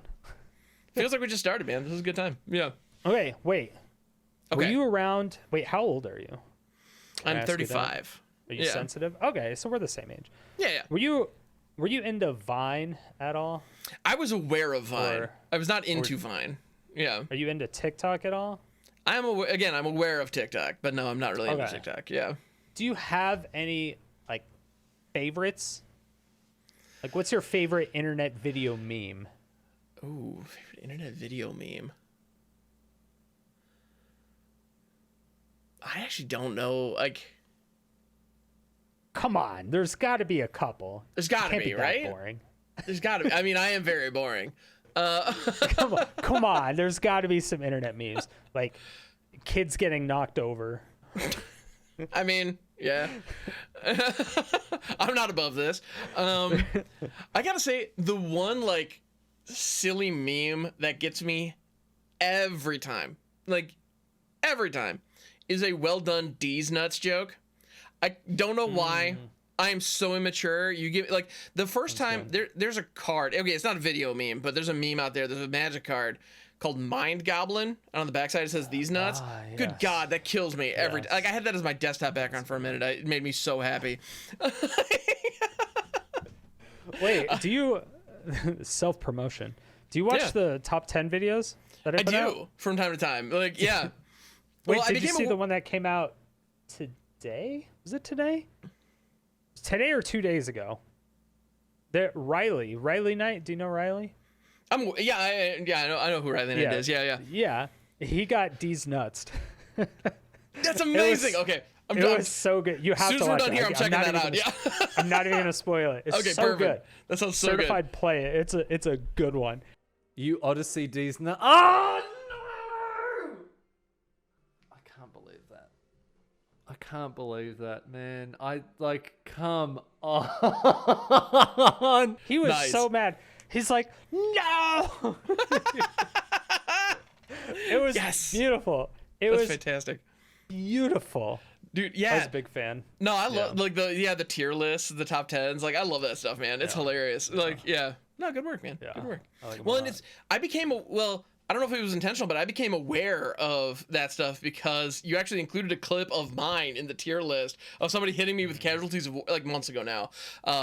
Yeah, somebody hitting me with casualties of war, like they cut me off of a color, and it was me trying, like me with I had a, what was it? It was Harness the Infinity in my hand, and I needed like three. That's right. I do remember three green that. swords. Yeah, and it was me kind of going like, ha ha, nice, like, trying to hold in my rage. And then there was just like, I think there was rain on the screen. I think. Well, you did a Oh, it great was job so of like long. zooming in on my It was lands. good. Like this is like, Yeah, it was like zoo, this just is like, what you need. One card. All you need is one land off the top, and then boom, like it was good perfect. It was a I do great like moment, that man. one. Yeah, and I had a moment Yeah, it like was when you posted that, you tagged me in it like you do, which is great, by the way. Like good work tagging you have everybody, to. get it out there. I had a minute of just like, how do you find that clip? Like, I mean, it was a great one. It fit, but yeah. It's hard. It takes so long because there's a link that you can go to that just has, the most watched clips of the week of whatever game it is, and it's nice. just like 7 days over the last 7 days, and so you're going through these clips over the last 7 days, and there's 1,100, something like that. Sure, of So you're course, just- of all the channels. Good God, yeah. Every single week, I'm just like, okay. Dude, that's gotta suck. I mean, luckily Yeah. there's a couple people that have not wanted to be included in those videos at all, Okay. which to me is weird, but there's a couple people that have not wanted to be included at all. Mm-hmm. So, and then there's a couple people who make clips of their channel, like habitually. They make a lot of clips of their own channel, and they're not good clips. Oh, that's It's like, yeah. It's like they're playing mono white, and they have, like 3 Valkyries, and they just attack for lethal. And there's no like hype reaction. It wasn't a close game. They had like 50 life. The other person had like 4 life. They had no creatures. They had like 0 cards in hand. I'm like, why is this clippable? You actually did nothing. Yeah, it's like You just played the game. That doesn't tell a story. There's nothing compelling about that. Yeah. Yeah, and like when there's no reaction, there's no storytelling. Mm-hmm. There's nothing in chat. There's actually nothing, and there's like 50 of these I can every imagine. week. And so once I see that, I'm like, okay, I'm just skipping literally every single clip that you Sure. ever make because I can't take it. I can't watch these anymore. Which 'Cause is a there's bummer. so many. Yeah. There's so many of them, and I saw maybe one good clip, maybe, and it didn't even make it to the top 10. And I must have watched over 1,000 of this person's clips. And I'm Damn, like, dude. I'm done. I just No, can't do it anymore. no, I'm the- I'm done. it's not worth I'm it, just man. ignoring. I'm putting you on the blacklist because I'm done. I just Yeah. can't.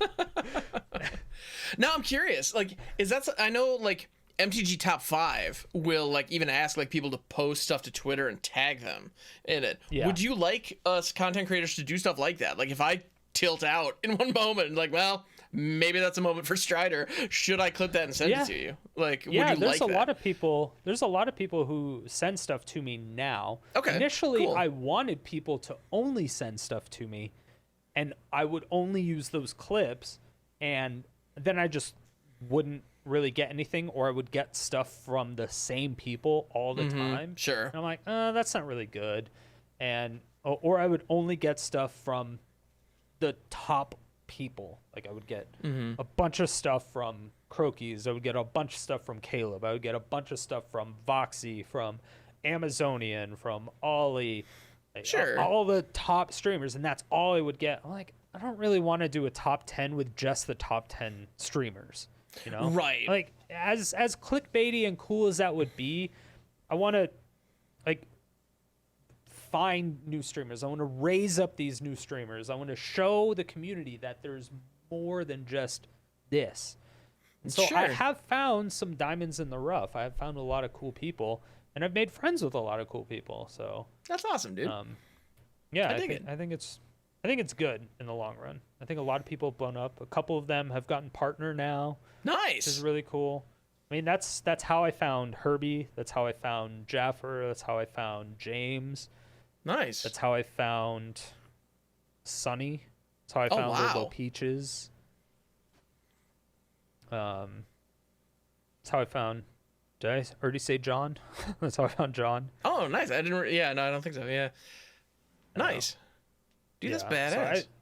yeah, that's just how I found a lot of people, and I guess Bon Bonita. That's how I found Bon Bon. Oh, wow. And Okay. and a lot of these people have gotten follows directly from those videos, which I think is really cool because people have gone into their channel and be like, "Oh, I saw you on the top 10." I'm like, I love hearing that, or I love hearing stories from those streamers coming to me. And even there's like Japanese streamers, because I put some Japanese streamers and German and That's awesome, yeah. Ukrainian, a lot of the foreign ones. I try not to do a lot of it because I'm primarily English, but I put like 2 as much as I can. Like Yeah. Solaris. I do a lot of Solaris. That fucking Solaris is so fucking funny.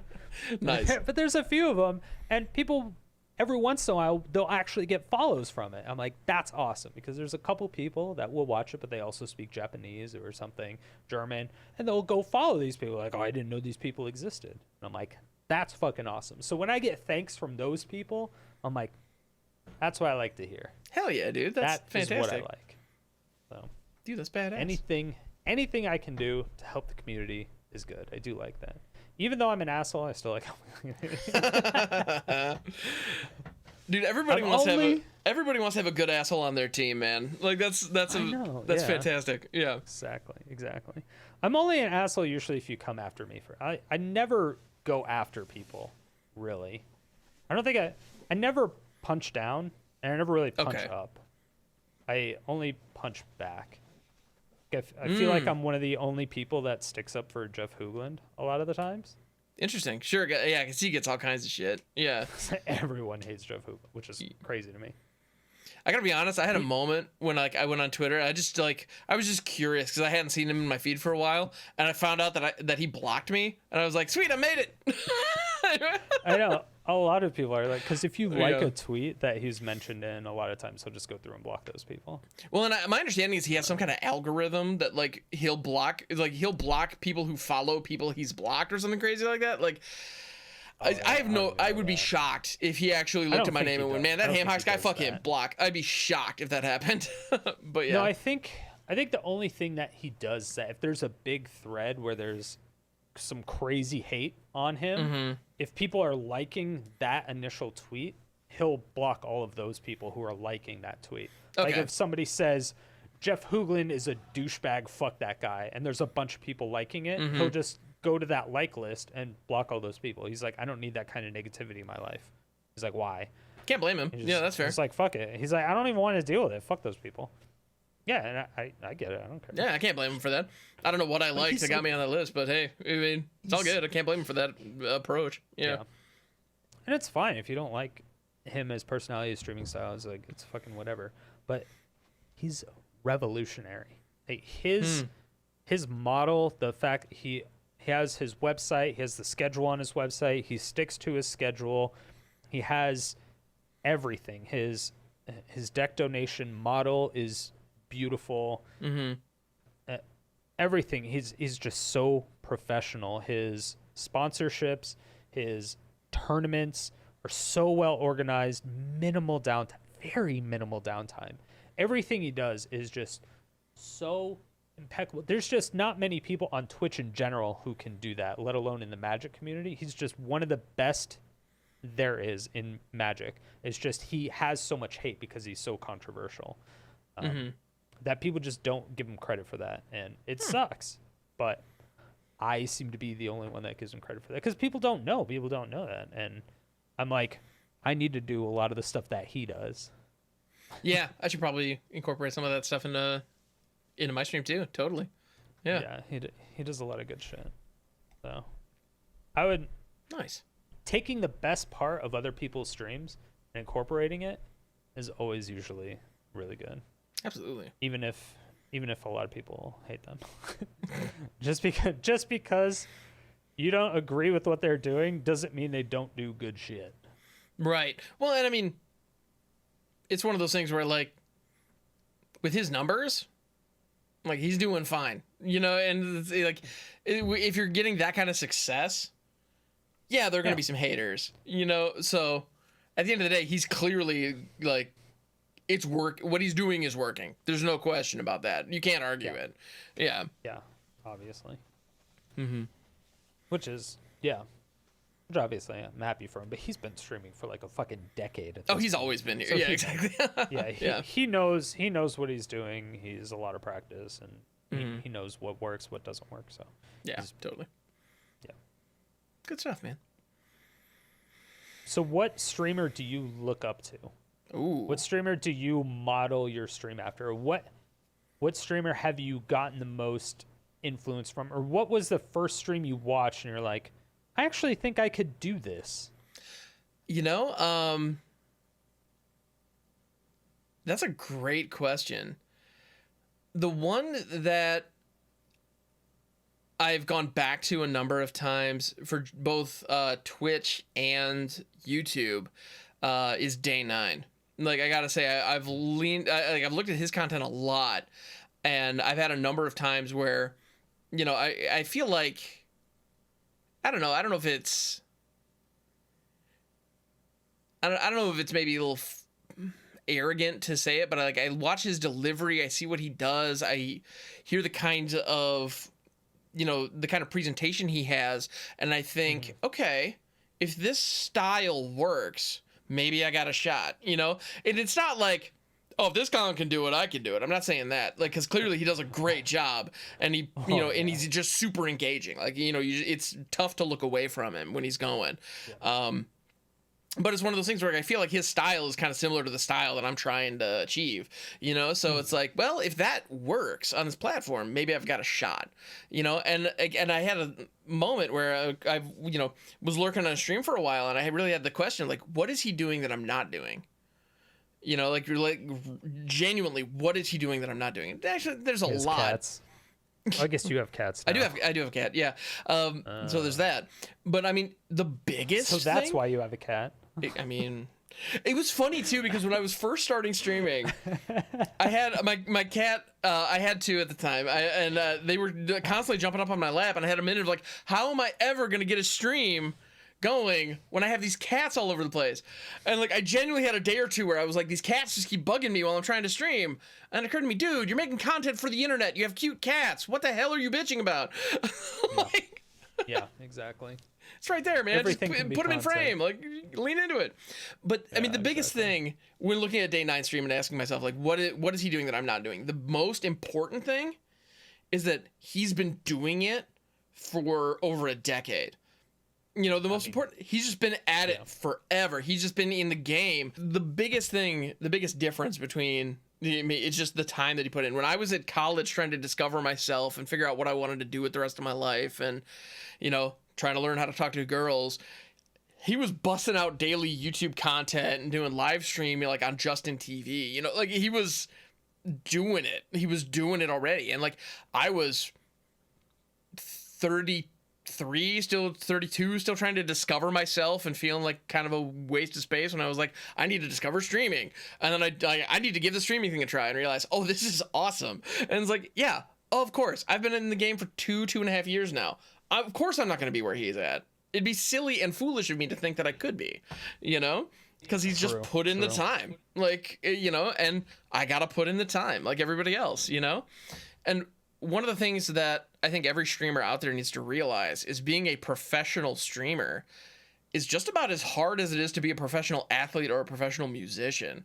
You know, it's one of those things where millions of people try, and a very small number actually make it, you know, because it's just really, really hard, you know, and it takes a lot of time, you know, and a lot of time and a lot of practice. You need to be here for, you know, I don't know. I mean, there are a couple people who've actually achieved some really great success in just a short amount of time, and I think that's really impressive. But again, there are people who pick up a guitar and it just clicks, and you know, they're booking gigs within a year. Like, that happens. It's not unheard of, but it's not the norm. It's you rare. know, it's rare. Yeah. Exactly. Super rare. So I don't know. Anyway, I'll get off my soapbox for that. Wait, but that was my. Did you ever watch the Day 9 Daily 100? I did not. I need to check that out. Yeah. Oh my God. Seriously? Yeah. You're influenced by Day 9 UNC? Okay. I have not been as 100% what you need to watch. Okay. I have not been as plugged into this, and as I said, I'm kind of an outsider trying to make it in this world right now. Yeah. If I'm honest. I will send it to you. It's Thank you. It was, I mean, it's 11 years ago. It was so long. I mean, Day 9's been in the gaming world for, I don't know, since 2000. Him and his brother, they were like casters and pro players of StarCraft and shit.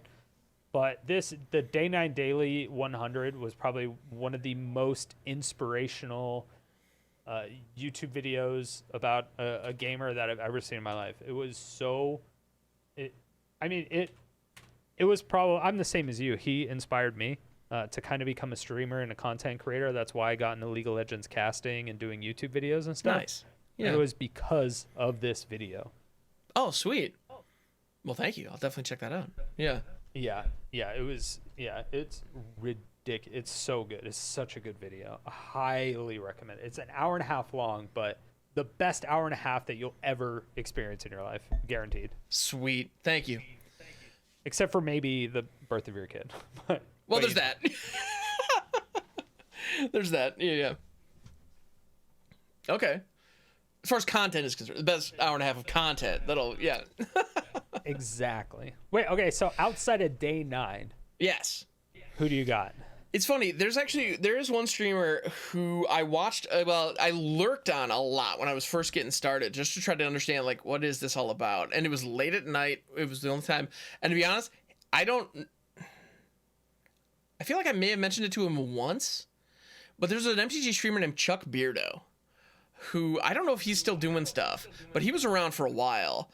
And he was in the evenings. He was just kind of a mainstay. If you were on at like 9, 10 o'clock at night, he was online. You know, he was just there. He was just in the directory, and he was just hanging out. And he was consistently competing in Mythic and doing good work and playing kind of fun, interesting brews. And again, it was one of those situations where, like, watching him, and I wasn't active in his chat. I was just watching, you know, because like I wasn't like comfortable as a Twitch chatter, if that makes sense. Like, you know, because I was still getting used to the platform, and I was just kind of hanging out and being a part of just being there and trying to understand what's going on. And I got to say, his performances and his streams were where I kind of figured out what Twitch was, and so that's a big deal for me. You know, that was definitely a big deal as well. And I used to be in his channel all the time too. Yeah. He doesn't stream anymore, I don't think. Yeah, he used to stream with his wife, I believe. Mm-hmm. Every once in a while, or his girlfriend, one of the two. Maybe they had a kid, I'm not sure. But now he shows up in the Nerdy Steve's channel a whole lot. Oh, nice. If he's in there all the time, I think. So if you ever want to say what's up to him. Okay, dope. I might have to do that. Yeah, because and I had a moment where I was streaming one morning, and he actually popped into my channel kind of randomly. And I was like, oh, snap. Like, and I in that moment I did say, like, dude, I got to say, like, I've been really enjoying what you're doing. I haven't, like, had the guts to speak up and chat, but, like, thank you for what you're doing. Like, you rock, man. And I don't know if he remembers that or not, but it was, you know, it was a cool moment. So it was, you know, like, it's neat when I still have a moment, like, I'll get starstruck sometimes when names pop up in chat. And actually, Sidetrack was one of he showed up in my chat kind of randomly one day. I was like, oh man, Sidetrack's here. Like, you're like a real, like, legit streamer. What are you doing on my channel? You know? Yeah, right? Yeah. And it was super fun. Sometimes. Yeah. Yeah, every now and then when I see a little purple check mark show up, like, oh, hey, wait a minute, I need to pay attention now. Like, somebody who knows what they're doing is in my channel watching the silly nonsense I'm putting out. Yeah. Anyway, I know the purple check mark's not everything, when you show up to a chat and you have the purple check mark and then someone acts completely different, I'm like, Guys, Don't come on. do It's that. not, right. Don't do that. Come on, act normal. Act like you always would. You need to stream the same way as you would if you have one person in your stream or 1 million people in your stream. Preach And it. it doesn't matter who it is. It doesn't matter if it's your mom. It doesn't matter if it's the president of the United States or whoever. It doesn't fucking matter. You need to stream the same. You need to be consistent. It should not matter. 100%. Well, and with the first couple of weeks when I was streaming, because when I first started, it was at 5 a.m. Eastern Standard Time. I'm some dude. Nobody freaking knew who I was. I was streaming to 0 people for, I literally streamed for 3 weeks before my first chat message popped up in my chat. Yeah. And I'll always remember it was my buddy Fingon, who still hangs out in my chat with sub. That was the first chat message that showed up. It was 3 weeks in. And in those 3 weeks, my thought was not, oh man, nobody likes me, this is awful. My thought was, this is great practice for commentating and trying to get a good presentation going, get some patter down and try to narrate my gameplay so that there's something to watch when someone does come in. And I think that attitude served me really well, like it helped a lot. Yeah. So if anybody out there streaming to 1 or 0, like 0, 1, 2 people, even if you're just streaming to your phone that's in the other room, like, Exactly. be consistent, put on a show, like pretend like you're streaming in front of 10,000 people every time. Yep. You got to do that the legal view botting. That's all you got to do. Yep. It's part of the deal when you're first starting out, man. Yep. Just put it on your phone, put it on your tablet, put it on your TV, put it on your dog's phone, put it on your mom's computer. Just do everything you can do to get extra viewers because Twitch doesn't have like a discovery algorithm. Just all you need is viewers, and you get viewers by doing anything that you can. Oh, totally. It doesn't matter. Yeah, and the thing is, when other eyeballs that don't know you pop into your channel, they better see something that's engaging. So you need to be putting on a show for them to engage with. And you gotta start having a conversation when there's nobody there talking back. It's just part of the deal, Yeah, exactly. Anyway, so yeah, I feel pretty confidently about that. That's one of those things. And when people do show up in chat, acknowledge them quickly. Like jump in there and like, if somebody wants to engage with you, engage back. Like, yeah, those early engagements, those early chatters that you get, to any streamer out there listening to this, the early chatters that you get can become some of your biggest fans and some of your most stalwart community members if you cultivate that relationship and, 100%. lean into that, lean into that and support those relationships. It's huge. Yeah. Anyway. Develop the parasocial relationships. A lot of people say parasocial relationships are bad. I agree that they are, but they're not bad until you get to a couple thousand viewers. No, it's probably still bad, but sure.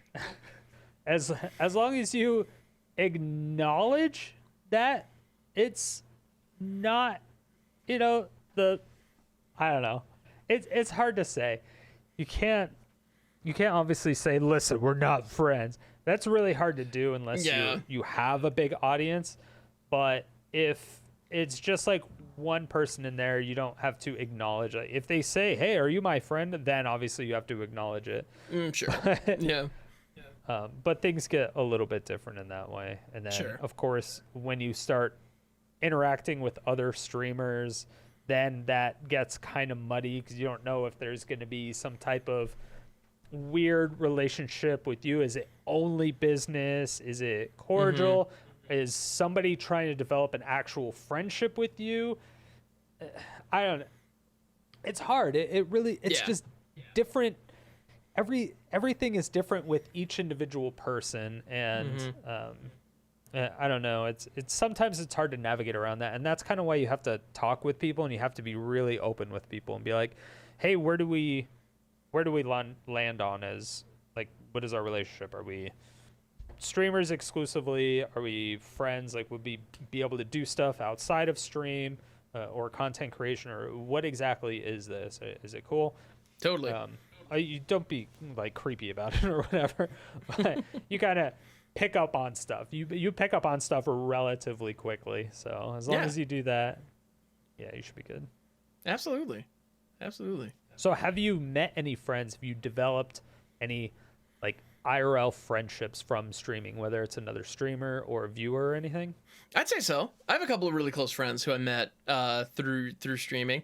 You know, I've got a couple fellow streamers. Like, I mean, Hollywood Pizza is a good example. Like, I'd consider him a friend at this point. Like, he and I've worked together a lot, and you know, we've had a number of conversations like offline. I mean, I say offline, we're physically in different places, so it was on the internet, but it wasn't broadcast. You know, and like we've hung out. You know, just the two of us, or like a couple people, and he, you know, so like that's one example. Like, but I've also met like a lot of my mods I've actually known for a while now, because they've been, you know, part of the team for a long time, and I've had direct conversations with them, including voice chats that are just one-on-ones with, you know, me and them. And I do consider them my friends. You know, I do. Maybe that's different from the way other streamers, you know, would handle it or see that relationship, because there is a business relationship there. You know, if they're keeping the chat clean, you know, there is something to, you know, that is part of, you know, it's a volunteer gig. I mean, I wish I could pay my mods. I just don't have that kind of money. And there are a fair number of them. So it would be, and yeah. I also don't want to ask anything of them. Like, if they can't make it to a stream, I don't want to be all like, you didn't report to work today. Like, that's, you know, you're fucking fired. Yeah, you're fired. What are you doing? Yeah, that's a dick move. Demoted to VIP. Right. You know, like, I don't know, like, I want them to be able to come and go just like everybody else, you know. So like, I don't know, it is what it is, but like, they're helping me out, and like, I've gotten to know them, and we've actually hung out, you know, off stream and kind of out of context, and just to get to know each other. So I would consider there are some folks on my team I would consider friends, absolutely. Other folks, it's more business, but that's cool. Like, that's fine, you know. It's based on, I mean, just like any relationship, it's per relationship, per person, you know. It is what it is. I hear you. How about you? Have you made any like IRL friends or people you would consider like good friends through this this crazy content creation journey?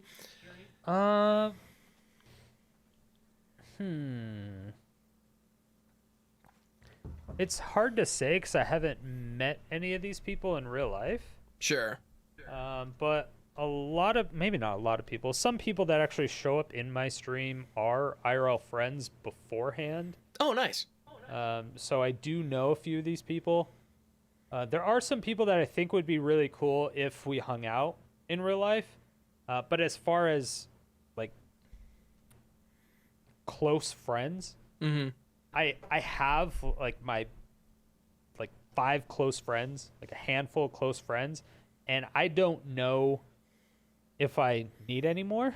That type of thing. That's fair. Yeah, I gotcha. So there's people that I will be like friendly with, but there's people that I would, like Herbie, for instance. I think I would be pretty cool with Herbie if we hang out in person. You know, we're gonna share a room at TwitchCon. Yeah. Like, Lil Bo Peaches, super cool. Taj, I'm IRL friends with. I mean, Nerdy Kitty's really cool. I mean, there's a bunch of people that I'm like. Ollie Eldrazi is really cool. We would get along in person. Bearded Beer Time. Like, there's a lot of these people that we would get along really well. But as far as people I would take a bullet for, sure. No, like no. Like there. Okay. I have my friends that I know from like elementary school, junior high, and high school, and it's like that handful of people. Those are like my close friends. I gotcha. Like there's people I love and care about more than a lot of my family members. And I don't know if there's anyone in streaming that could ever become part of that. Okay. Unless I end up like marrying one of the viewers or something. I don't know. Sure. You know what I mean? It'd be really hard. But I mean, I could be really good friends, especially if they're out of state and I only see them once every 6 months or once a year. It's really hard to be like a close friend with those people. I gotcha. It sounds like you got some really, really cool, very special friendships that go back a long way. That's really cool, man. I like that. Yeah. Yeah. It's, I don't know. I think I have a different perspective on friendship than a lot of people, which I don't know. Maybe it's heartless. Maybe it's weird. But I think I think heartless is the wrong way to look at it, because you're talking, when you say friendship, when you say your friends, your close friends, you're talking about people you love. That's big, dude. Yeah. That's a big deal. Like you say, you would take a bullet for them. Like, I mean, I think the only difference that I that I hear there is like some people would look at those people as like pretty much family, you know, and I've got a couple people who I'm not blood related to that I consider my family, you know, because I love them, you know, there's no question about it. Yeah. And like, there is an inner circle there. There's something very special there. But in my perspective, I think of that as like, I think of my friends as being people I don't necessarily have that level of a connection with. It sounds like for you, you're thinking of your true friends, if you will, as the people who are in that inner circle and in that, like, I don't know. That's something really special. I don't know. I like that. It's cool. So I think Heartless is exactly the opposite of what it is. Because, I might take family too literally. That's because okay. there's a few people in my family that are blood related that I just dislike, and I get that. wouldn't. I'm with you. Like I just wouldn't spend time with. Like I just don't like them. Like I would cut them out of my life completely, and I couldn't care less. Mm-hmm. Like I would actually be happier. My life is happier without them in my life whatsoever, and I wish I didn't completely understand and identify They are that. technically family because they're blood related. I just don't like them. I get that. I don't even love them. I don't like them. I don't like anything about them. But they are family. So it's hard to say. But I'm like, if we're talking about taking a bullet for them, I mean, fuck them. Which is funny because like I have members of my family who I don't particularly like as well. Like, and we just don't. And I'm pretty sure most of them don't like me either. So we just don't spend time together and we're fine. But at the same time, like, Yeah. I don't know. I probably would still take a bullet for him. You know, like, I mean, I'd be happy about it, but I'd do it. You know, like, I don't know. It's no weird. Fucking way. I'm like, I'm the complete opposite. I'm like, I need to be happy. I need to care about myself. That's definitely selfish. But the thing is what makes me happy is surrounding myself with people who I care about and making them happy. I don't care about making other people happy that I don't care about. Like I don't want to, which sounds weird as a streamer actually. Right, it's actually really weird now that I think about it. Yeah. Because like if I'm like I don't care how I present myself to like other people. If you know I walk around in public or something and I don't know if I just I don't know I just don't care about other people's opinions because you obviously can't please everyone, and I should never expect that. The thing is I only care about the opinions of the people who care about me and the people who love me. Those are the only opinions I care about because those are the only opinions that matter. They're the people that know me. And so their opinions are usually actually valuable. If somebody else looks at me and they're like, what a dirty sack of shit. I'm like, dude, you don't even know me. Who the fuck are you? Right. Why do I care about your opinion? But other people, if they heard, oh, look at that dirty sack of shit, they would actually internalize that and feel really bad about it. And I'm like, fuck. You don't know me. I don't even know. You're probably miserable. I don't know about your life either, but I can get the fuck away from me. I don't care. Right. But it's kind of weird being like that as a streamer because you almost want people to like you as a streamer, but also at the same time you shouldn't care because you should know that not everyone's going to like you, and you shouldn't care about that because if you're trying to please everyone, you're probably not going to please anyone. I think. Very true. I don't know, actually. I never really thought about that. That's really interesting. That's interesting. Yeah, for sure. Yeah, because I mean, obviously you need to be making people happy so that they continue to engage with your stuff. So and how can you do that I'm without gonna have to really actually think about that. That's fucking weird. I never thought about that. Huh. That's interesting. Yeah. Philosophy shit. I know, right? By the way, that's the end of our hour. No, I'm kidding. I know, right? I'll charge you. Yeah, exactly. Yeah, if I can get your insurance information, that'd be, yeah. $2? Psychological help, 5 cents. Yeah. Exactly. Oh, good stuff, man. Yeah, it's Cool. well, it's approaching 1 a.m., so I should probably go pass out soon. Because Yes. yeah, Definitely. It's been 3 It's- hours, so anything longer, my editor will probably kill me. yeah, we don't want that. That'd be bad.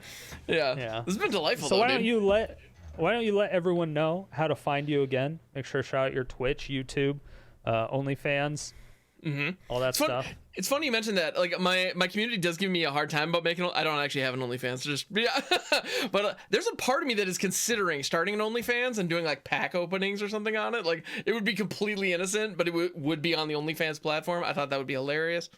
I don't know, maybe. Why would it be innocent? You should open it with like your feet on the ground. You should just have Just a your- shot of like yeah, exactly, like Easy. blurry bare feet in the background as I'm opening the pack. Why does it got to be blurry? What? It would just open it on my foot. Yeah, nobody wants to see my feet, dude. It's nice. It's nice. No, it's a nightmare. That's the word I'm looking Get some for. petties then. Oh, you need just get some mani petties. It'll be good. Okay. All right. Anyway, something to consider. But no, you can find me on Twitch, twitch.tv/HamHocks42. You can also find me on YouTube. If you search HamHocks42, you'll find me there. And my YouTube content, it's funny. I've noticed recently, like, I've been putting out deck techs and things like that, and they just don't really seem to get traction. But when I put out, like, talking head videos explaining how really confusing cards work, those seem to pop off. So if you're wondering how the hell Lagrella the Magpie works or things like that, come check me out on YouTube. I'm happy to explain that to you.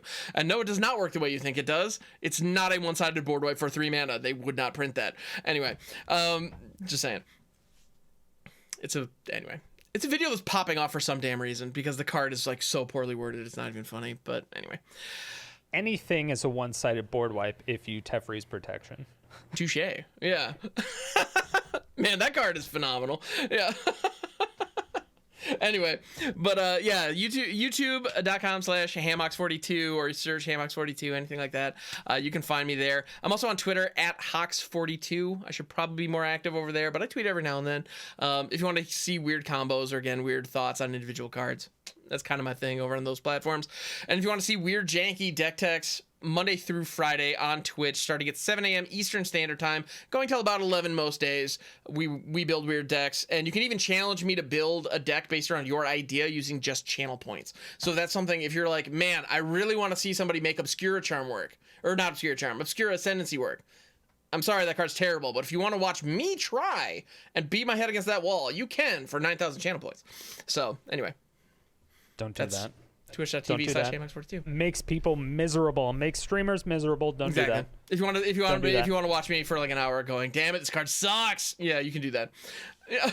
That's exactly how I feel every Sunday when people submit their bounty decks. And they're like, haha, I submitted a deck with 13 lands. I'm like, I will actually punch your baby. Right. It's like, I will ban you right now just for this idea. Like, I can't. In a video game, of course. Yeah, of course. In a video game.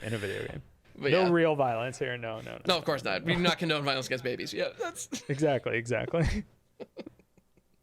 Cool. Well, Yeah. yeah, thanks for joining. I really appreciate it. It was Thank you, fun. Strider. Thanks for having me on. This is a blast. Yeah. I'll see you on the 29th for the Hollywood Pizza Tournament. Absolutely. You'll be Well, on and I'll- after me. I That's know. right. Yes. Looking Yeah, forward he to it. It's keeps gonna be wanting fun. me to do the top 8, but I have stuff to do at nights all the time, so I can never do top 8. That's a bummer. Big sad. I mean, you'd kill it, of course, but yeah, that sucks, dude. Always. I got my knife ready anytime. Right? All right. Thank you. All right. Later. Thank you all so much for watching to the very end. I do appreciate it. It helps the channel grow, especially since it's a new one. So please share it with anybody who you think might be interested. Hit that subscribe button, bell notification, and leave a comment.